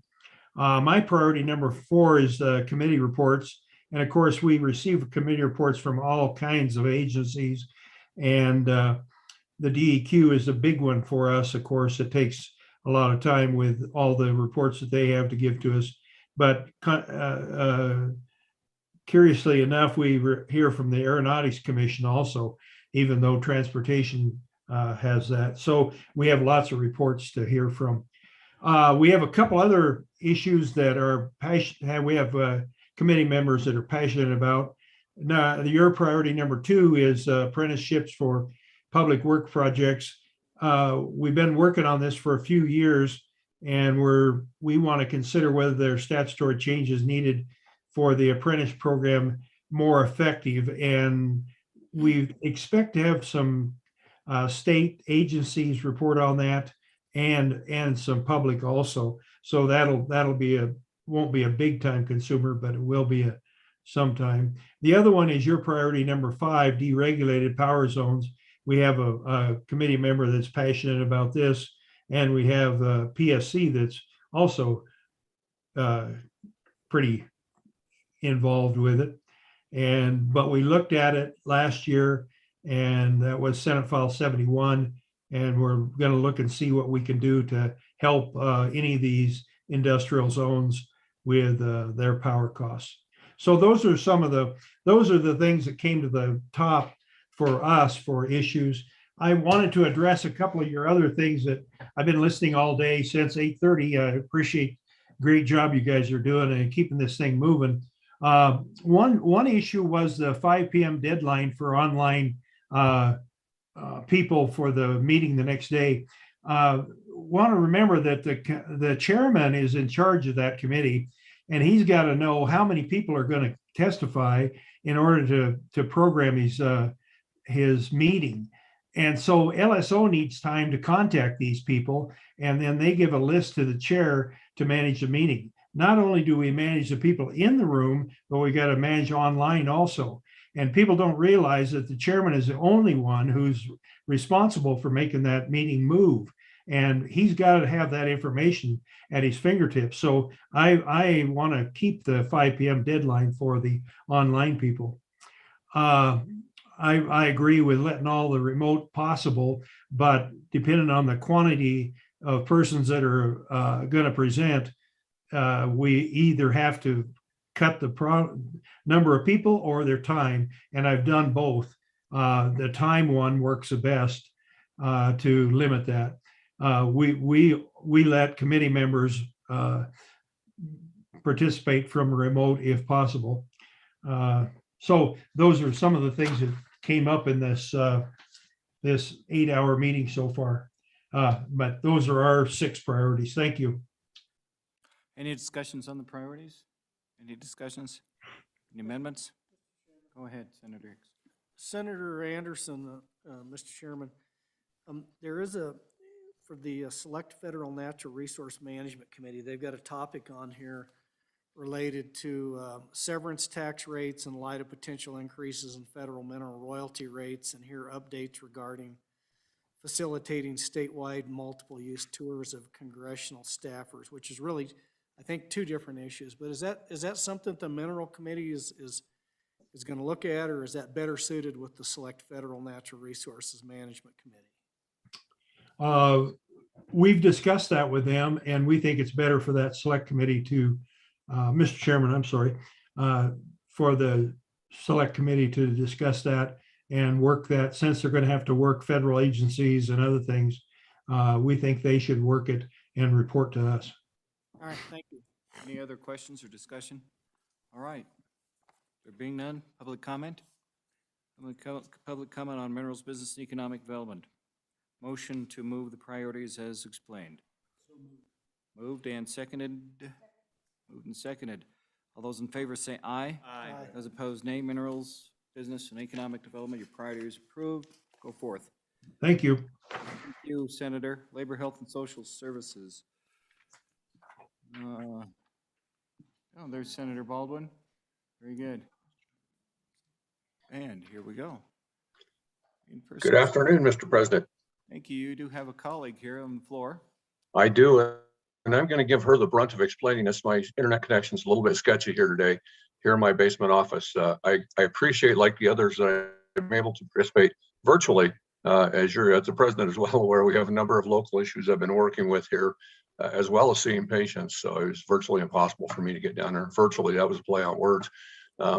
But I'll be here and provide color commentary if my co-chairman can go ahead and walk you through those things. Okay, Co-Chair, you have 4 priorities to take us through.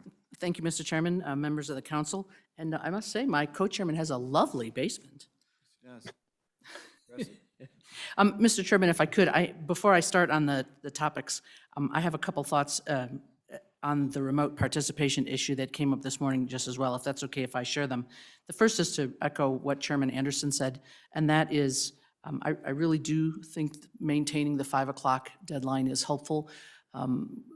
We often get, depending on the issue, 20, 40 different people wanting to call in on a topic. And if I were to, and I see this sometimes at the 8 o'clock meeting during session, but if I get a lot of extra folks that I wasn't planning on, and I've already said, okay, you can have 5 minutes, and now 10 more people show up, it really throws off my ability to manage the time. So I do think that the 5 o'clock deadline is good.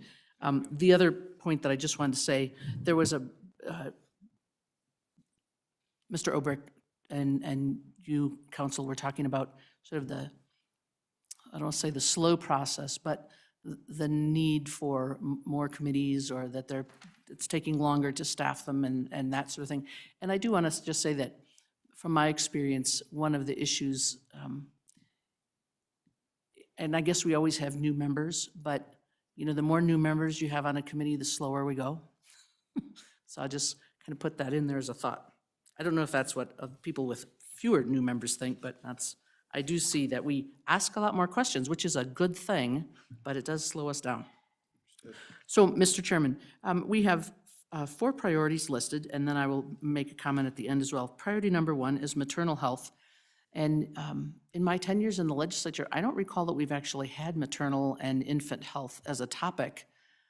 It seemed to be something that everybody could agree was a good thing, and that will be a nice thing for a change. Pregnancy outcomes for mothers and babies. One of the aspects of this came up in the context of that bill on mothers using substances. And so while judiciary, it has the ability and the jurisdiction to look at issues of penalties or how the law would affect that, one of the things that came to our mind was we want to really understand what the resources are that are available to specifically pregnant women using substances, and how many babies are born with a problem from that situation. How do we track that? What are the resources available? So really looking at the issue from more of a clinical side and what the resources are. So I don't think that it runs into the work that judiciary would be doing at all. But we would certainly communicate with each other. There's Senator Nethercott and I have talked about that, and of course, Chairman Olson is here in Cheyenne with me as well. So I don't think that there will be any trouble having overlap there. There's also the possibility of looking at the benefit of extending postpartum Medicaid coverage. Right now, a woman who has a baby, when she's on Medicaid, gets 60 days of coverage. And during COVID, it's been extended out to 12 months. And we are understanding from physicians that they're seeing a lot better results in terms of mental health and substance abuse issues, that it's actually saved us money to have that. So we're considering possibly just extending the coverage even after COVID. Priority number 2 is behavioral health, which is rather regularly on our list.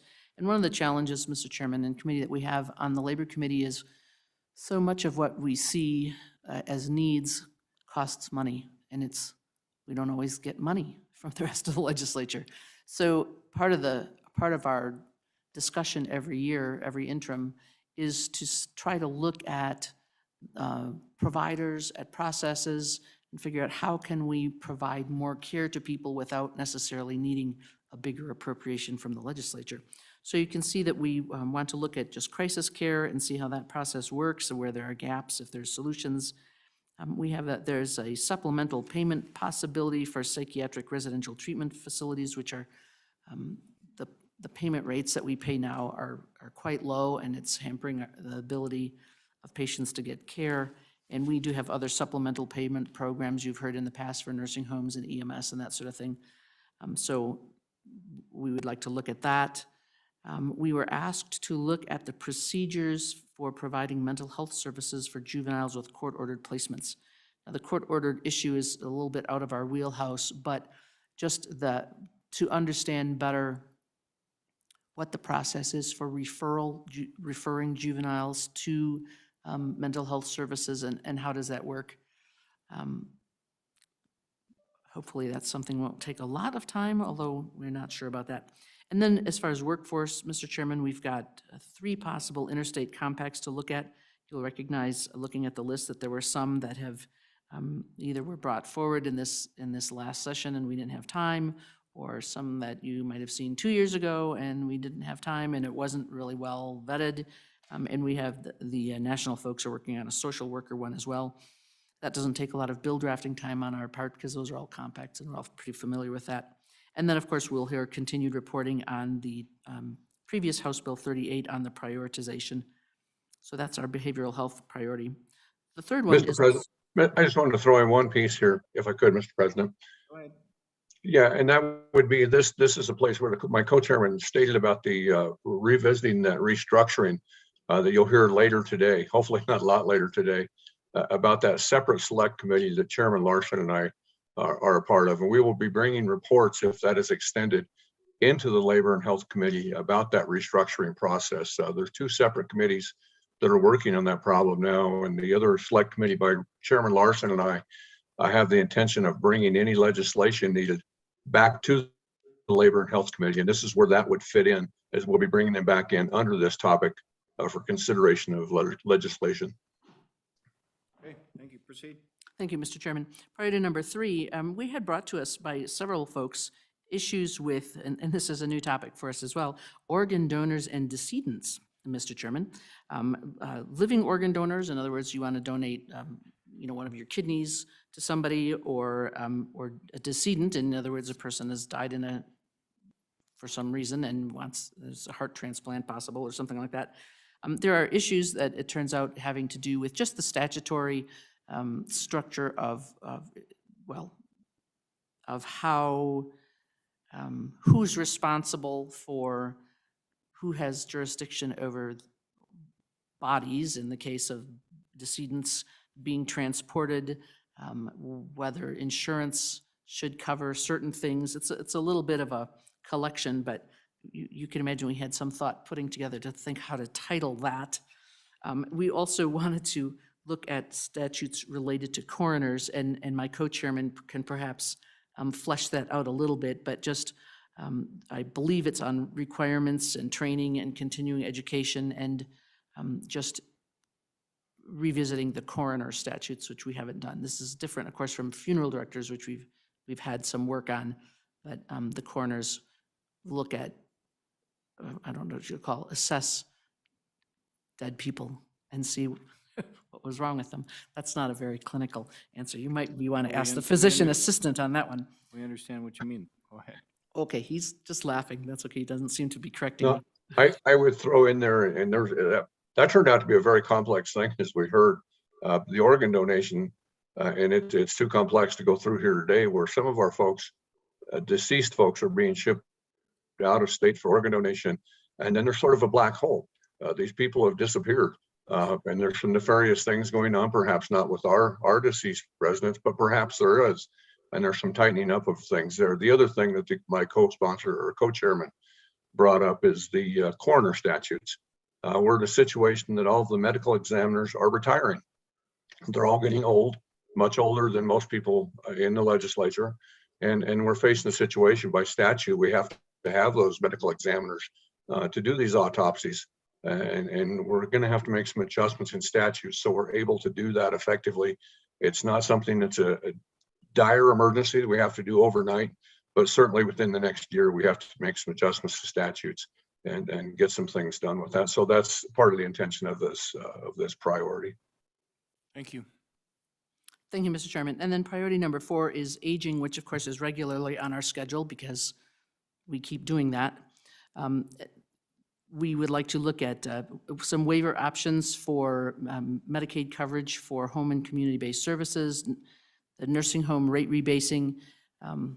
It's something that what the nursing home rate should be is regularly looked at by the department, but it is not usually appropriated. But we feel the responsibility statutorily and morally to at least look at it again. We were asked to look at the state's health facilities survey process to look at more of an educational approach rather than one with fines. The federal government has evidently suggested that they're planning to maybe levy even more penalties against nursing homes that are falling down on the job, as it were. And so they've asked us to kind of help assess whether there is a way, and frankly, I don't know whether there is a way, whether we could work on the state side of that, but I think we can look at that. And then, Mr. Chairman, the last couple of sentences, we thought we would look at the whole issue. There was that bill that came through session on kind of elder abuse and involving the banking system and letting the banking system put holds on fund transfers if they thought that it was suspicious. We have, of course, a lot of current statute in Title 35, on elder abuse. Banking is in there. Again, judiciary had that, at least in some way, on their list.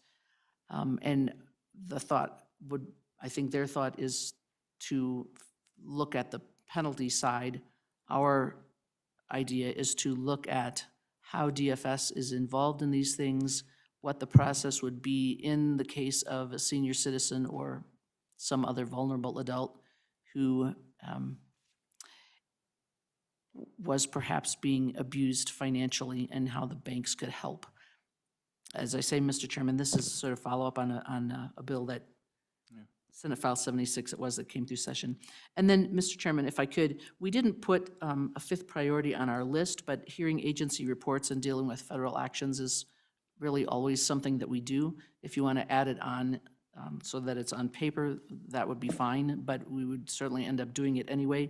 I know that from the federal government side, they are coming down with a lot of things, interesting rules. Over the next couple of months, probably, we anticipate within a few months that they will declare that the COVID emergency is over, and there have been some rule changes during COVID that we may or may not want to follow up on or change. The Department of Treasury is going to issue new regulations on how ACA coverage is available to family members. I don't think we have anything that we have to do about that, but people may want us to at least know, or in the past, we have made some statutory changes based on that, but it wouldn't be significant. HHS, the Health and Human Services, is also probably going to issue some new rules impacting all insurers and self-funded plans and healthcare providers on what things need to be covered. That will probably cost folks a lot of money, and again, there's not much we can do about the federal actions, but often we end up having to hear about them anyway. So, Mr. Chairman, if you want to add that to the list, otherwise we'll do it anyway. Thank you, Mr. Chairman. That's all I have to say. Thank you. That was a special request to add that, or? Mr. Chairman, as I say, we will hear from agencies and hear news from the feds, whether it's on the list or not. If it makes you, if you consider it advisable to actually add that on the list, I don't know that, I kind of adhere to the English common law where something that is not prohibited is allowed, but some people are French and think you need to allow everything. So with that, folks, do you want to amend it all? Do you want to address any of these priorities? Okay, go ahead. Mr. Chairman, thank you. On your priority number 2, behavioral health, and this is just a request of mine that maybe you look into as you dig into that, and that's kind of mental health services for K-12 children. And, during the pandemic, there was more ARPA money kind of put to that, and I think it's an issue that I know education's never really tackled. But I think if you're looking into juvenile services for juveniles, maybe just take a peek at that and see what holes we have in the system. We may not be able to plug them, but at least we'd understand more about it. Co-Chair? Mr. Chairman, if I may, just for your information, in that bill about the prioritization, we have inserted that a child who was referred to community mental health services by an educational, the school, in most cases will fall under the priority population for the community mental health services. That doesn't necessarily solve every problem, but I have taken note of it. Thank you. All right, thank you. 4 priorities, any more discussion? Go ahead, Representative Gray. Thank you, Mr. Chairman. I wanted to ask about the first comment you made on the streaming. I assume that LSO queries, and maybe ask Mr. Obrecht this later, but queries, assuming this is correct, that they query it in the morning and provide it to you before the meeting starts, would you be opposed to a 10 p.m. or midnight deadline, in which case, they're querying it in the morning anyway, so it's no extra work for LSO. It's not any, you're still going to get it before the meeting like it is currently. If we just pushed it back on the day before, so it's not just the end of the working day towards that, just a little bit more if someone gets home and maybe, okay, then they go on the website and sign up. Would you be opposed to that? Go ahead. Mr. Chairman, from my point of view, and I'm not speaking for all the other chairmen, but as long as I have it by, say, 7:30 in the morning when I start looking at the agenda, that's fine with me. I mean, I don't, it doesn't matter to me if people call in at 5 or 10 at night, as long as I have it. I just don't want people to kind of be popping in and out at, 10 in the morning or 3 in the afternoon when I'm not really expecting all those people. That's all. Thank you. Further discussion, we got four priorities here. Any comment from the council? If not, any public comment? Hear a motion on labor and health? Take a motion. So move, second. Moving to second, labor and health, 4 priorities. All those in favor say aye. Those opposed, nay. Passed. Go ahead, Mr. Speaker. Mr. Chairman, if we could, we did receive a letter from Chairman Baldwin and Chairman Larson on this extension of the Select Committee on Mental Health and Substance Abuse. And since we have Chairman Baldwin on the screen and there's Chairman Larson, maybe we just dispense with this really quickly. Okay, let's do that. If that's Gentlemen? acceptable. Who wants to address us? Senator Baldwin, Representative Larson? Go ahead, Senator. Go ahead, Representative Larson. Select Thank Committee on you. Mental Health. Yeah, so Mr. Chairman, you'll recall that, and we sent him a letter outlining this, that in 2021 or 2020, we started a joint subcommittee on mental health substance abuse to address the implementation of House Bill 38. And we started working on how we would shift the funding of those state funds in mental health to the priority populations. And then in the next year, or in 2021, we had a subcommittee of 6, and we took care of the largest share of the working through that transition with the community mental health providers and how we're going to implement. But the remaining work that needs to be done really comes into how you reimburse or fund the priority populations, and then provide those small rural populations with funds when they're the only mental health provider perhaps in a rural area. And all of the discussions thus far have kind of led to that, and we just ran out of time this year. And then the labor committee ran the bill that extended that time frame out a little bit. We would just recommend that we continue to be involved in that process, as we've been intimately involved with it thus far. We could easily do that with 2 people, but would really not recommend over 4, and would hope that you would allow us to finish that work that we started. Committee? Let's double check with Senator Baldwin. Did you want to add anything to that? Yeah, the only thing I would add, and Representative Larson, or Chairman Larson said it exactly, right now we've had 6 people, 3 from each body. I think we can easily do that work with 2 or maximum of 4, 2 people from each body. All right. But I think it's important that we continue this and move ahead with it. Continue with 4 people, 2 on each side. Committee? Take a motion on that? Really quick, we got a motion on the floor, actually. He so moved. Is there a second? 4. Okay. Second. Now it's up for discussion. Representative Gray. Thank you, Mr. Chairman. One thing on these, and obviously it's an important topic, but bringing it back into the committee of jurisdiction, I mean, what do you think is it one more biennium to bring that back in fully to labor health? Is it that there are some members on this that aren't on labor health that want to make sure that we get that to fruition? I mean, you kind of mentioned that, but what do you think is the glide path to get this topic back fully into the standing committee, which I think we do want to try to do that generally. Co-chairs? So, Mr. Chairman, Representative Gray, and it's even more critical than that, and it's to have it in place so that the legislation can be implemented and the community mental health centers now to know how to proceed moving forward. If we think that there will be some legislation required, we will bring that back to the Labor and Health Committee for them to consider and bring.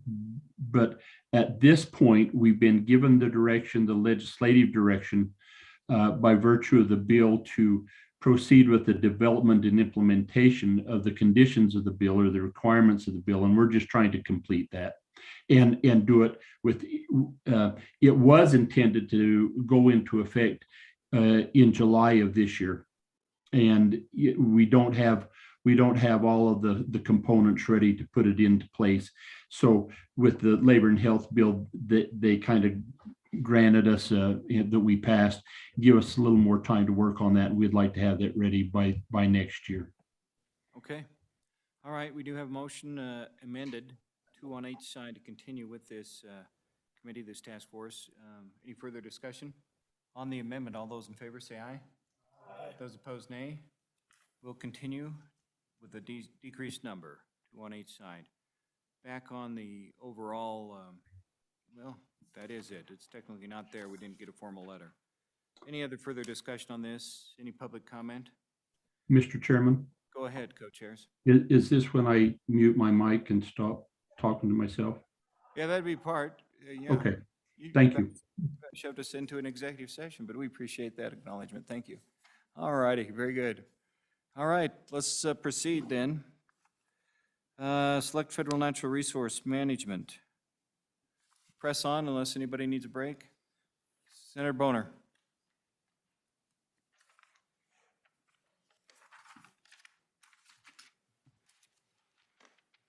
Go ahead, Senator. Yeah, let me.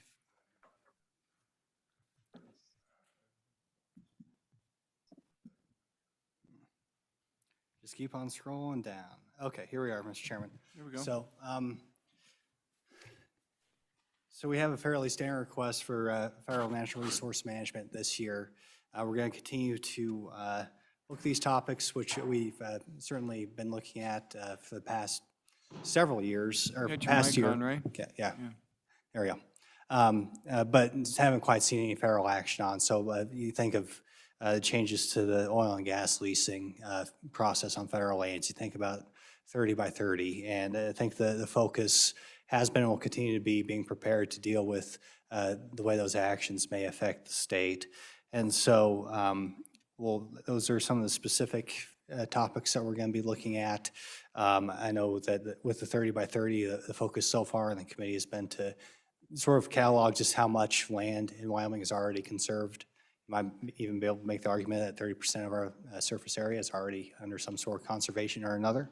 So we'll be continue to flesh that out. Frankly, I think that's probably something that we can cobble together as a committee. If you look at how much land is already in a national park or a wilderness area or under a conservation easement, the list could go on.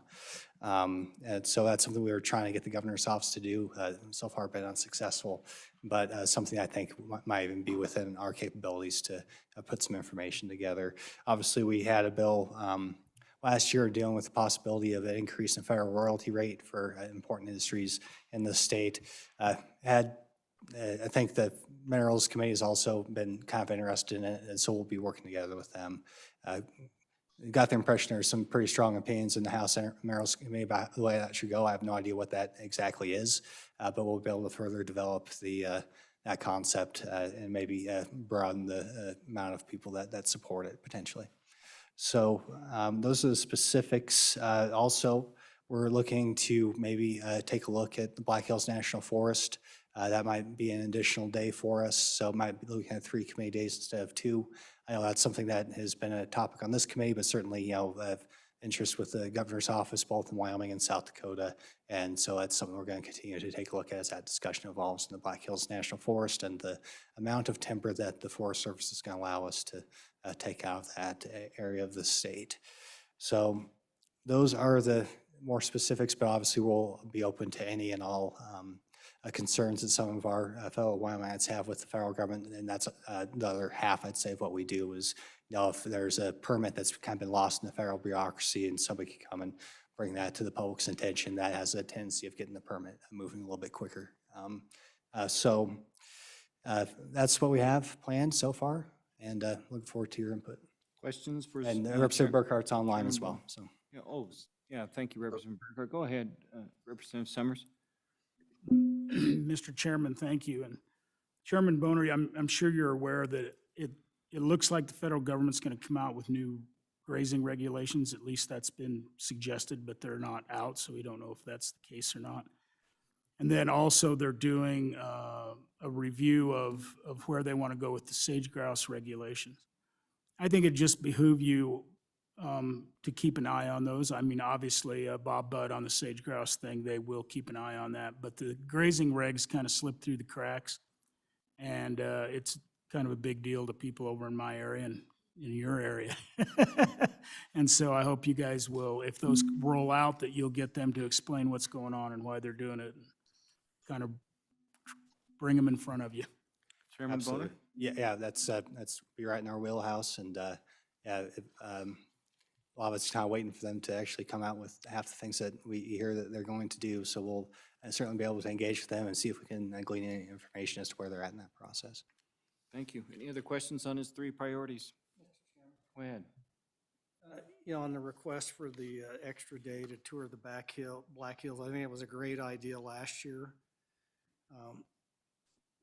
But that ship was left. In this last session, we appropriated $1 million into FNRPA to have those counties start looking at that. And then we put $300 million into the state forester's budget to hire to hire consultants to look at that.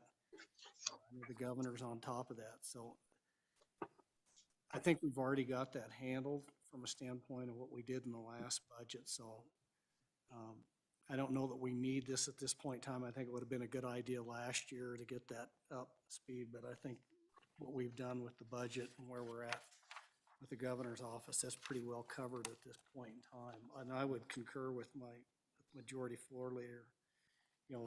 Hot button issues I'd really like you guys to focus on is grazing and sage grouse as these new rules are starting to roll out, and spend your time on that. I think we've got the Black Hills covered. Well, Chairman, Yeah, like you covered financially with the Black Hills. What about chasing the sage grouse and these other topics?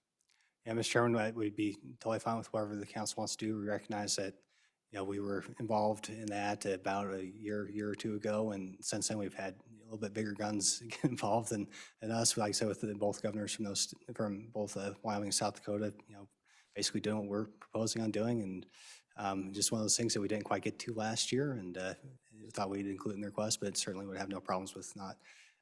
Trust me, we'd have no problems with having 2 days instead of 3 days. Okay. Yeah. Go ahead.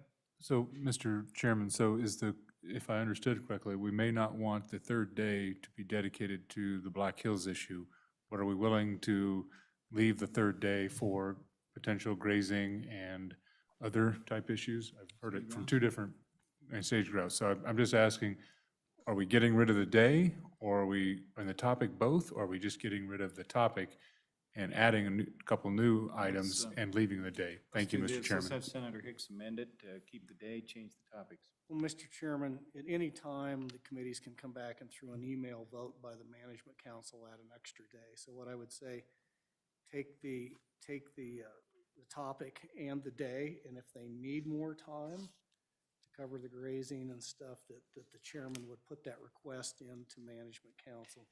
And the reason I say that, Mr. Chairman, is they've got the 2 issues on the front right now, which is the mineral royalties and the 30 by 30 plan. They've got 2 days. And then if we add sage grouse and grazing regulations, if those 2 days aren't adequate for those 4 topics, I would suggest that the chairman would then come back and ask for that additional day. So my motion would be to remove the topic and remove the day at this point in time, Mr. Chairman. Your motion is to remove the topic and remove the day. All right. Second?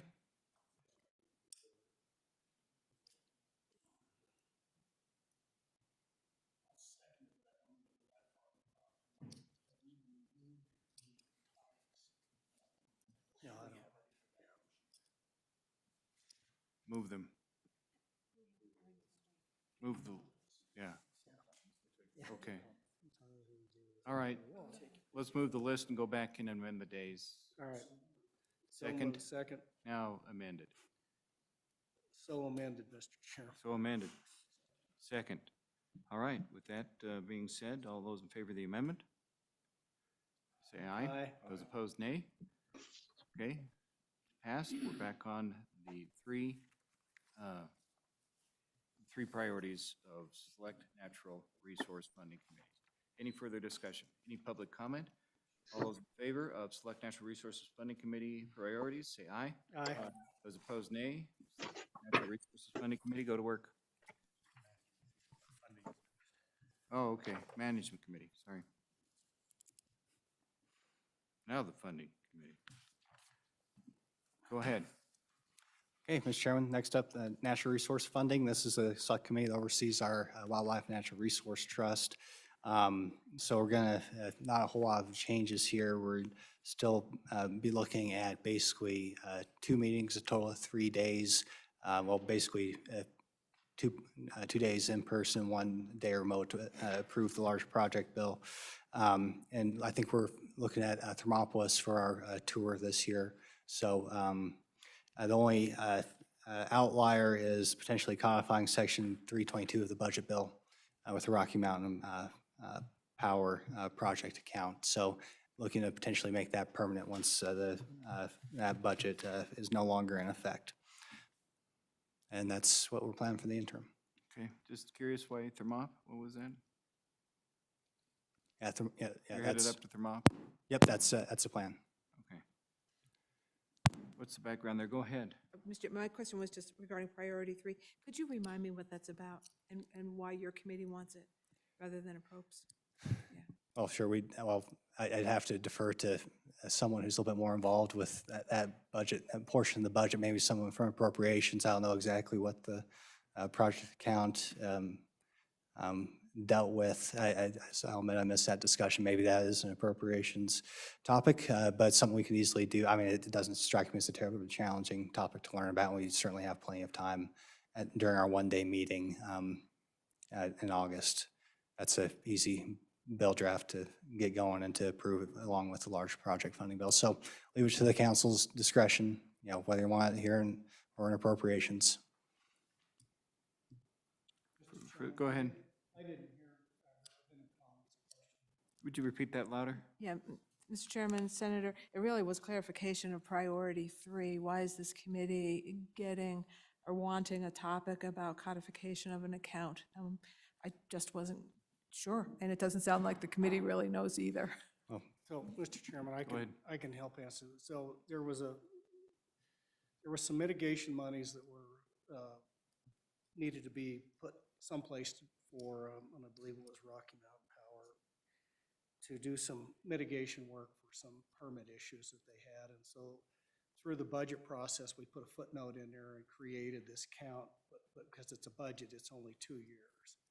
And so these funds may last longer than 2 years. So I think that's the issue is right now, it's a 2-year program with this, and if the funds last longer, by codifying that, they can continue to use those funds in that Rocky Mountain Power account. Okay. Good, Chairman, Representative Connolly, go ahead. Yeah, and so the last part of my question was, is this a topic that's better suited for appropriations because it deals with a particular account? Senator Hicks? Mr. Chairman, Representative Connolly, it doesn't deal specifically with an appropriations because the money's already in that account. It's just codifying it. So, I think if we go through the process, then there's the determination that needs to be referred to the appropriation, they look at it. But I don't know if it just needs to go to appropriation just to set up the statutory framework for the account. Comfortable?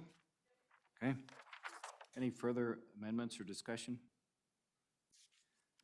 Okay, these are on the priorities. Any public comment? Being none, let's go just on the 3 priorities then. Select Natural Resource Funding Committee. So move, second. Moved and seconded. All those in favor say aye. Aye. Opposed, nay. Select Natural Resource Funding Committee, you got your work. Thank you. Finally, yeah. Water bottles for every. Oh, look at this. Oh, wait a minute. Select water committee, keep those tops. Only if they're properly chilled. Who does that?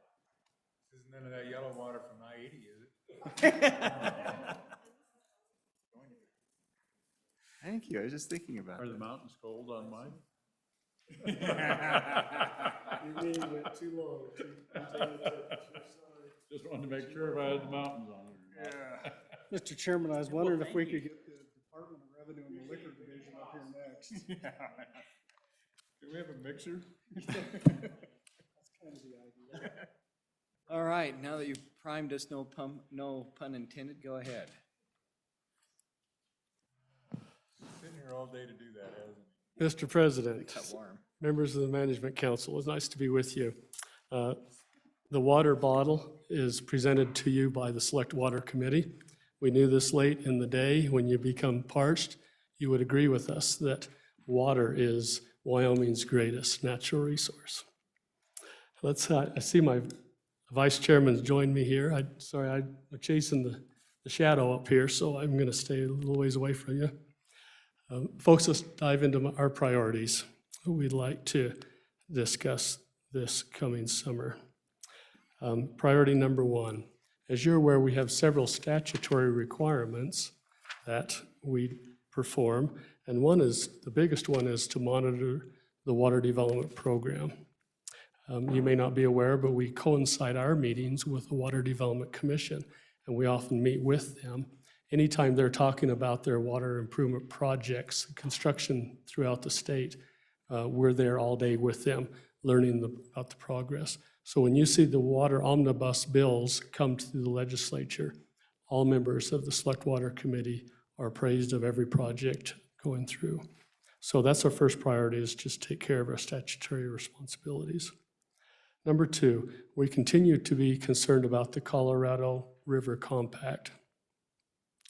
This priority two asks permission to review potential statutory changes needed to support the authorization of a pilot water conservation program in the Green River Basin as part of potential demand management programs. We envision this to be a relatively small task. We're thinking a couple hours would be what it would take to evaluate that. Priority three was brought to us from several conservation districts. They're concerned as they observe developments happening throughout the state that the developers are creating ponds, cute little fish ponds that they can paddle around in and recreate on.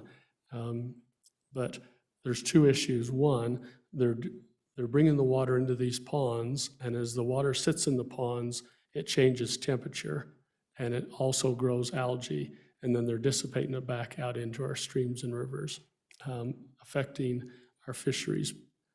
The second one is, we've heard reports from the state engineer's office that they're not managing the water rights properly. And so we're concerned about that because water rights will continue to be a big deal, and we do not want to lose any early territorial water rights to downstream or out-of-state, downstate concerns. So that would be priority three. Priority four, just for your information, House Bill 2, if you remember right, was a water right bill that dealt with orphan water rights. And that passed, made it all the way through, the governor signed it, and we're receiving a tremendous amount of positive feedback on that water right bill. It took care of orphan water rights that has been a historical problem for us. We've done away with that. Developers are now required to deal with their water rights before they finish their final platting. So as a result of reviewing that, I received a phone call from Governor Gordon, and he had a follow-up question. He says, what about developers that are abandoning their water rights, which they can do, but they're inside of a district that has a debt service to pay? And it was really a good question. And so I mentioned to the governor that we would include that in a priority. So if a development wants to abandon water rights, how is he fiscally responsible to the district? He may leave them in a bind. That's priority four. Priority five, our water rights law is a priority appropriation, first in time, first in line. That means if I drill a well and it has a certain date that I got my permit in, I am a higher priority of someone that's going to drill their well in the future. first in time, first in line. However, there's a little bit of a glitch. We hang our hat on that, but there's a little challenge with that. If I go into a particular aquifer and I stop here with the bottom of my well, and then 10 years later, someone drills a well that's 100 feet deeper than mine, but in the same aquifer, and he dries my well up, I should be able to claim foul. But the fact of the matter is, because I didn't drill deep enough into the aquifer, I have to do that first before I can claim a foul. So it's a little bit of anomaly in our water rights. We'd like to have a look at that and see if there's some tweaking we need to do with the statutes. Number 6. This is an old topic. We've actually had LSO prepare the memorandum on this already. It has to do with conveyance of water across properties. A lot of our ditches and canals are sold. They just don't have written easements across properties. So we'd like to visit that old topic. We don't view it as a big item, but we want to have a look at that and bring it up. With that, Mr. President, I don't want to spend any more time on 7 or 8 because we take to heart Majority Floor Leader Summers' comments that we do not want to take too much on our plate. And we think the top 6 priorities will be a busy summer for us. And so we're going to stop there and recommend that you authorize this for the first 6 priorities. Okay, you heard it, folks, cutting it down. 6. Go ahead. Means your plate's full. I'd like to add a tiny little one potentially to it, and it's not big. Wyoming has a one-fill rule on reservoirs, and it results in us letting a lot of water go downstream because once you've emptied out a reservoir, it's got to stay open and it runs downstream. And I think, and we've visited with people, that potentially, if you're not on a call on a river or a stream, that it's a water conservation deal for the state of Wyoming. That leads to potentially more irrigation water in the state of Wyoming that stays in state. So it's I don't think it takes a lot of time, but it's a little bit of a review and a look. And I'd like to ask your thoughts on adding it before I make a motion. Mr. Co-Chair? Thank you. Mr. Co-Chairman, I've taken all the time. Would you like to provide some input on that request? Yeah, Mr. Chairman, I think this was something that we probably should look at. It's come up over and over the years is when you're particularly on an unregulated system, why do we limit ourselves? And it's what we call the one fill rule. Why do we limit ourselves when it's on a stream that there's excess water in and we don't capture that, use that for beneficial uses? So that's a simplistic view of it, but I think that's the issue that we would try to take a look at is to, we're basically handicapping ourselves on those streams where there's excess or unappropriated water under the one fill rule. And it's been pretty liberally interpreted historically, but I think it's going to become more and more important, particularly in these basins like the North Platte and Colorado, where our water resources are continually being looked at by downstream neighbors. So I don't think it'll take a lot of time to take a look at that and then just get an idea on the ramifications of maybe altering that one fill rule. Thank you. Anything to add? Mr. President, if it's the council's request, we'd be glad to add that to our agendas. Okay, what's council's desire on this proposal? Go ahead. Okay, so let's do this. Do you want to make that a motion? I'll make one once we do the bill if we want to work through. Okay, you want to hear more? Okay, go ahead. So, Mr. Chairman, I got a question on priority 2. And I know that there's a water project over in Senator Hicks's area that's considered a pilot project, but this is a pilot project on the Green River Basin, not his, on a demand management. And so I guess my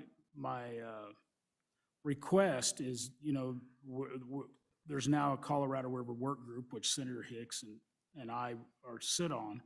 And I hope if you're going to make a change in the law that you kind of at least run that by,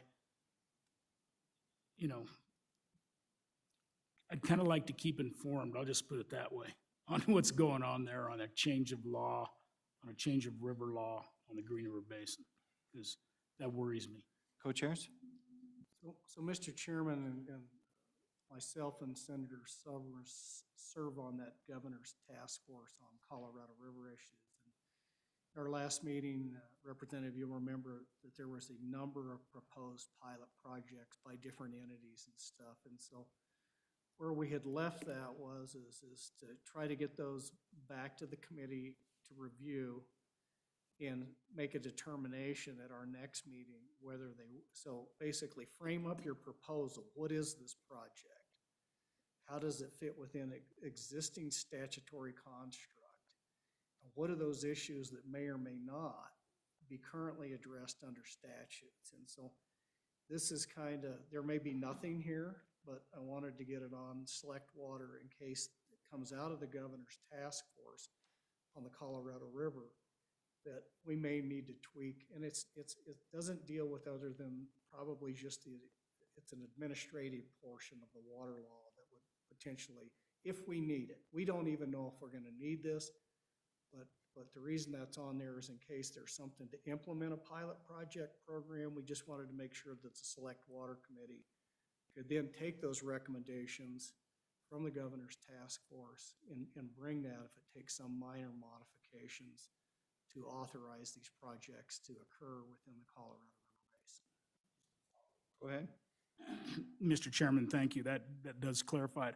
Though I am surprised it was just limited to the Green River Basin and not the whole entirety of the Colorado River, which is also that section of it over in your country. So that's why I wondered, because I know one of them. Mr. Chairman, technically, the state of Wyoming considers us part of the Green River Basin, just the way the rivers flow, because we flow into the Yampa flows into the Green goes into the Colorado. So I think it covers the Little Snake too. Okay, good. Anything else, committee? Mr. Chairman? Go ahead. Thank you, Mr. Chairman. Priority number 6. It's a great idea, Chairman. A review of Wyoming Supreme Court cases. Are there new Supreme Court cases, or are this like the historical legal jurisprudence associated with Wyoming's law on water crossing property? Co-chairs? Mr. Chairman, Senator Nethercott, I think you're aware there is a lot of Supreme Court case ruling on this issue. And quite frankly, the draft that we got, LSO memorandum, went through a lot of those and trying to navigate all those different issues, because we're dealing with the use of factory property right here. And then you're dealing with surface water or surface owner rights and stuff. So it's a very complicated issues, and there's a number of Supreme Court case rulings out there, but most of those are very specific to a single issue. But the issue of a conveyance system, your water right going across somebody else's property, is all over the state of Wyoming. And so what the memo does is basically outline, what those specific issues are. But the committee was trying to figure out, and what happened is COVID came along, special sessions came along. We just never finished this work up. We got as far as getting the memo from LSO, and then with all the other things that were happening, we just didn't follow up. So this would be a follow-up to that, is to see if there's some way we can look at this. Because what happens is the issue is you have a water right, you have a conveyance system across somebody else's property. And there's a numerous Supreme Court cases, but they're specific to each case to see if, so it's an implied right across that. So it's an applied easement right now. And the court cases have determined it's for this ditch or that ditch or for this issue. So what we're trying to see if there's a determination of some way that we can say, look, if you've got a ditch and you've gone across somebody's property, you have an implied easement associated with that, and not get overly prescriptive like the court cases. And so we're trying to navigate what the court has narrowly ruled on numerous occasions to a more broader application to protect that easement, that implied easement across that private property, to be able to maintain your ditch, to be able to beneficially use your water. It is a real problem around the state of Wyoming. And where we've run into numerous cases, I'll use for example, the Cody Canal up in Park County. It was an irrigation canal that went through a ranch, but it's been subdivided over and over and over again. And now you have all these issues with people not allowing people on to maintain their ditch, assuming because the ditch runs across them, they have a water right. And then one of the issues that we run into with a lot of the water districts and ditch companies in the state of Wyoming, anytime that they participate in any of the federal conservation programs, they're required to show that they have an easement. And so if a landowner wanted to go in there and line a ditch for conservation purposes, they're required under the federal guidelines to be able to do that and use those federal conservation dollars to line that ditch to show they have an easement. So what ultimately happens is they got to go to 25 different landowners now, if that's the ditch they want to line through that subdivision. And we repeatedly run into instances where they say, no, I'm not going to grant you that. And it's because you have to go back to the Supreme Court cases and say, well, the courts have ruled. Well, what the federal government says, well, we don't care what the courts rule. What's the law say? And so they're not interested in what courts said on any particular case. So we're trying to find out if there's a methodology here that we can utilize. And I think we've discussed this. Is maybe it's the idea that there's an implied easement associated with that, but we just need to finish the work on this issue. And we very well may come back and say that the court cases are too specific. But we're dealing with two different competing property rights here, and that's the complication of the issue that we're dealing with. Private property rights of the owner of the land, and the use of factory property right of the owner of the water right that has a conveyance system across that property. So we just like to see with the guidance that we've got from LSO through that memo, if we can figure out how to make this work for both the landowner and the water rights holder. Mr. Chairman, thank Go you. ahead, follow up. If I can, Mr. Chairman, it sounds like you've identified an issue which is unrelated to the review of Wyoming Supreme Court cases on water law, which is very specialized. Just wondered if, in light of the scope of priority number 6, and in light of, I think, the proposal to add a new priority, if it doesn't make sense to swap out what would be 7 and make it 6, and make it a workable interim for you. Mr. Chairman, Go ahead. don't have any problem with doing that. I think it accomplishes the same thing. Probably does what needs to be done, looking at it, okay. All right, any further comment on this topic? Let's go back then. Do you want to make that a motion, Senator Nethercott? Sure, Mr. Chairman. I would move for the removal of priority number 6 and replace it with Senator Driscoll's proposed motion as a priority topic, which is to review the one fill rule for reservoirs. Okay, second? Is there a second? Well, Mr. Chairman, I guess I misunderstood what the motion was. Okay. I thought we were just going to adopt Senator Driscoll. They didn't know we were going to completely remove this topic. Let's have you comment on that then. So, Mr. Chairman, I think that the committee needs to finish up this work. We invested quite a bit of time already to look at this. LSO has spent the time to draft up the memo. We've gone through numerous versions of that. I think we just need to take a look at this and see whether there is a way to resolve this issue or not. So I would hate to take this off the table as something. Okay, We're halfway through this process. That having been said, but technically we've had a motion and a second. Unless there's a withdrawal, we'll vote on it. Your thoughts, Senator Nethercott? Thank you, Mr. Chairman. Just, it's just my concern that there's an effort underway to try to codify potentially decades of the superiority of Wyoming Supreme Court common law when it comes to water rights, and I just don't know that that's a good idea by the Select Water Committee. So that's not a withdrawal, then right now we technically have the exchange of the priorities. Let's, Mr. Chairman, if I may. go ahead. I think that's a foregone conclusion that the committee hasn't even made yet, Mr. Chairman, that we're going to codify Supreme Court cases. I think that's what we're trying to make a determination, if there's a way that there's any place within those Supreme Court cases. But that determination hasn't been made. Right. That would be the rationale for continuing the study, to see if that is a direction that we would want to go, if it's Okay, feasible. I understand what you're So saying. I don't want to draw to the pregone We still have an conclusion that we're gonna exchange do of that. priorities. We still have an exchange of priorities that have been moved and seconded. I didn't hear withdraw there, so let's go ahead and, go ahead. Mr. Chairman, I think the study of number 6 is important. I don't mind making Senator Driscoll 6, but then I'll just make a motion to make a 7 that would be the current 6. We can go any way we want on this. Okay, the motion is to make Senator Driscoll's motion number 6. It's been seconded. Let's have a vote on that. All those in favor?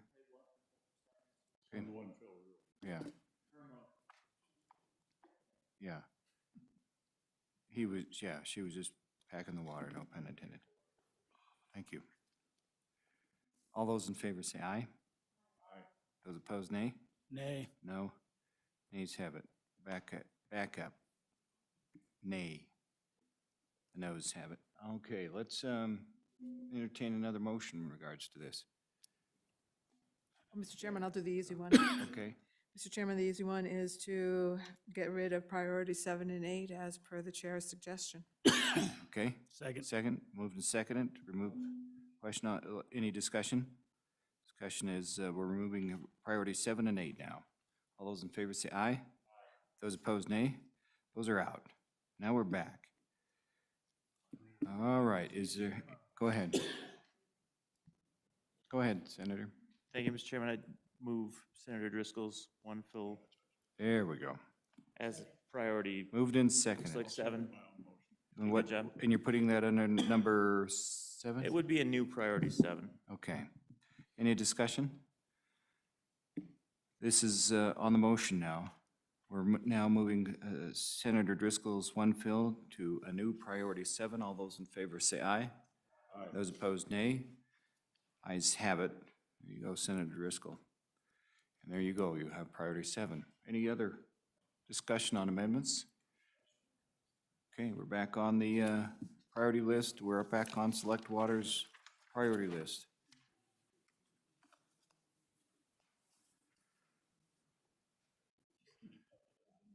Yeah, let's insert the public comment now before we do this. Any further public comment? This is on the priorities that they've given us, 1, 2, 3, 4, 5, 6, and a new number 7. No public comment. This is on Select Water Committee's assignment then for these priorities. All those in favor say aye. Aye. Those opposed, nay. Okay. Thank you, Mr. President, Council. It's good to be with you. Okay. Enjoy your water. I think we suspended rules and allowed gifts. That does it, folks. Yeah, it was less than. Okay, we did the discussion on remote meetings. Anybody want to follow up on any of that, remote testimony and streaming of meetings? Any further discussion on that? Go ahead. Representative Gray?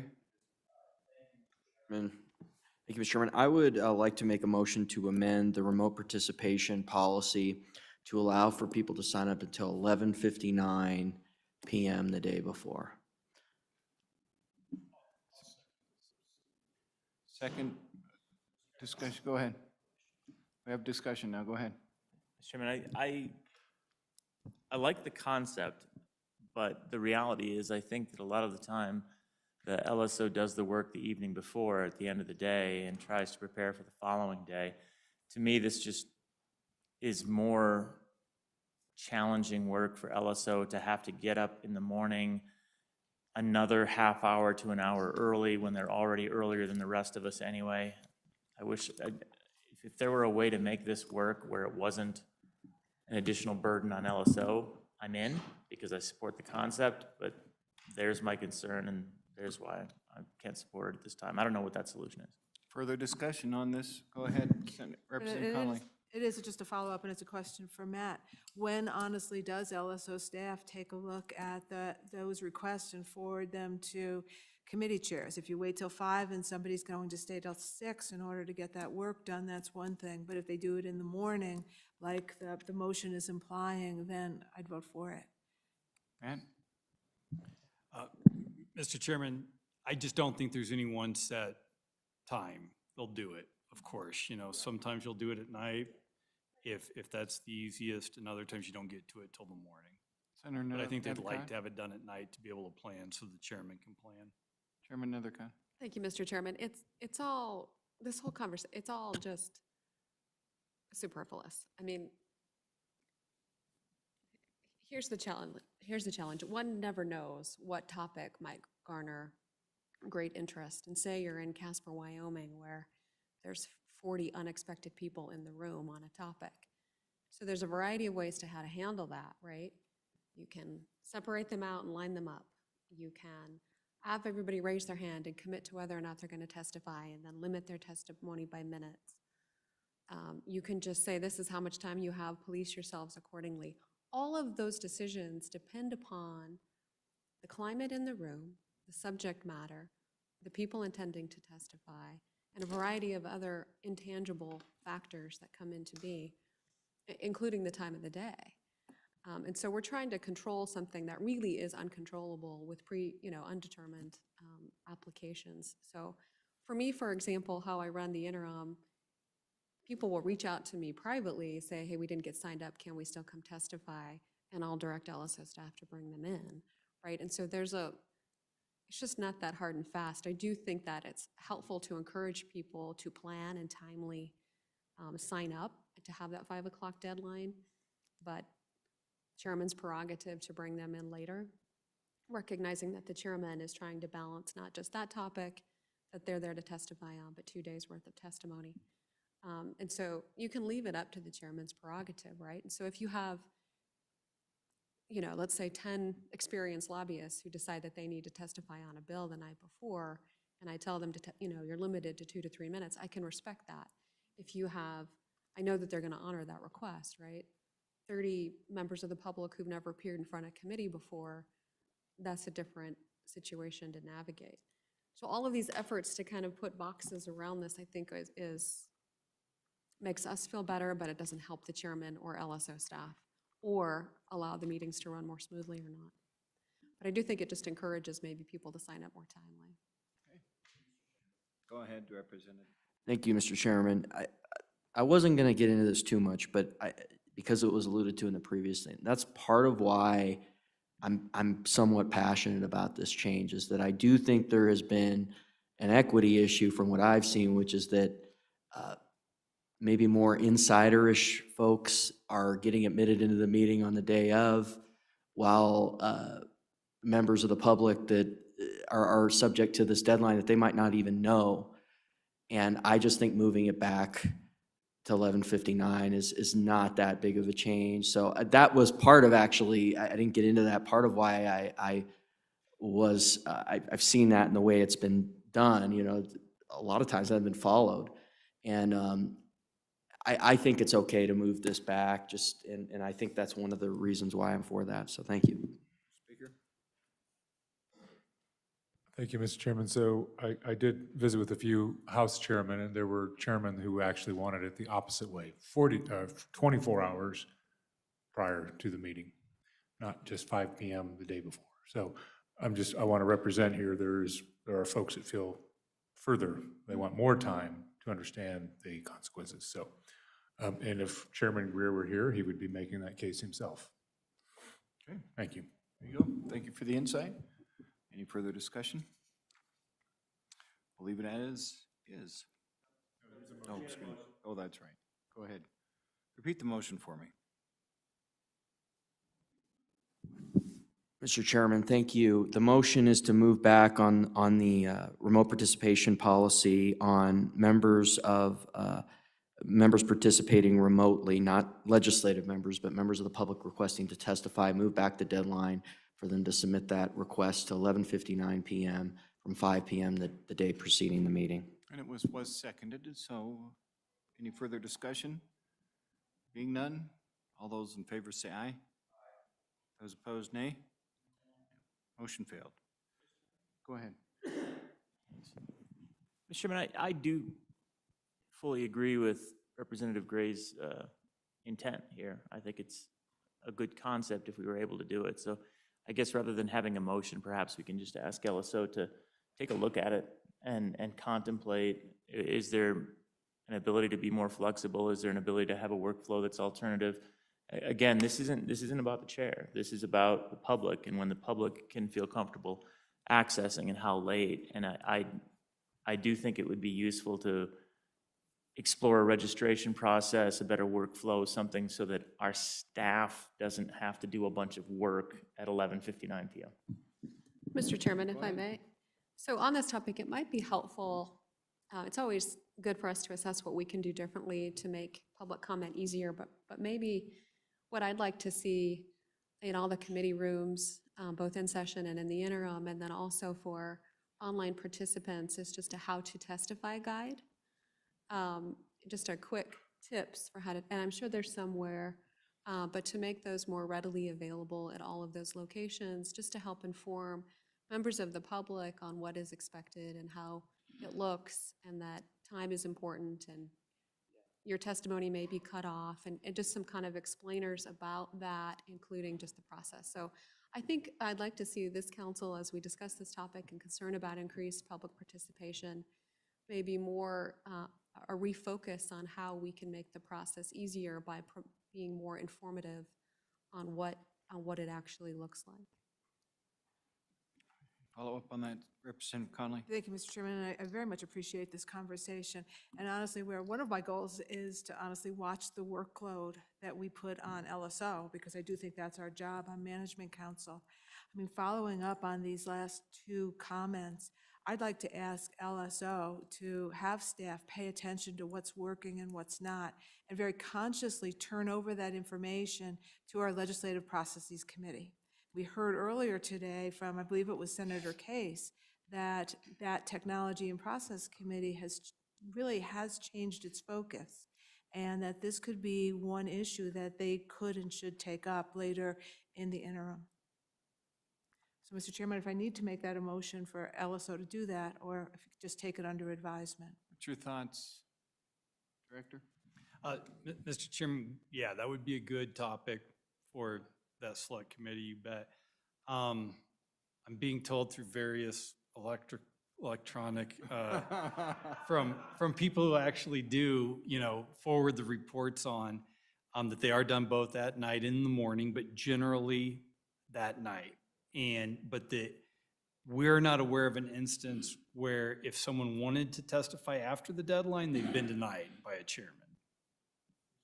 Okay, we're going to go with advising, but go ahead. Yeah, and I'd say the same thing. I've never, to my recollection, turned anyone down under any circumstance, but I've always really appreciated having the list the night before to have an expectation, and then you don't typically get overwhelmed. You know what's going to happen. So it does work well for that system, and I hope nobody's having dissimilar experience, but it sounds like maybe that is occurring. I hope not. Put it under advisement then. Thank you, Director. Thank you, everyone. Any further discussion? Okay, we have an executive session. Want to take a break before that? Yeah, Mr. Chairman, maybe just see if there's any other public comment before you break, because I don't think we'll need to come back into public session after this. Any further public comment? Management Council, April 8th. Any further public comment? That we'll take a break and move into executive session after.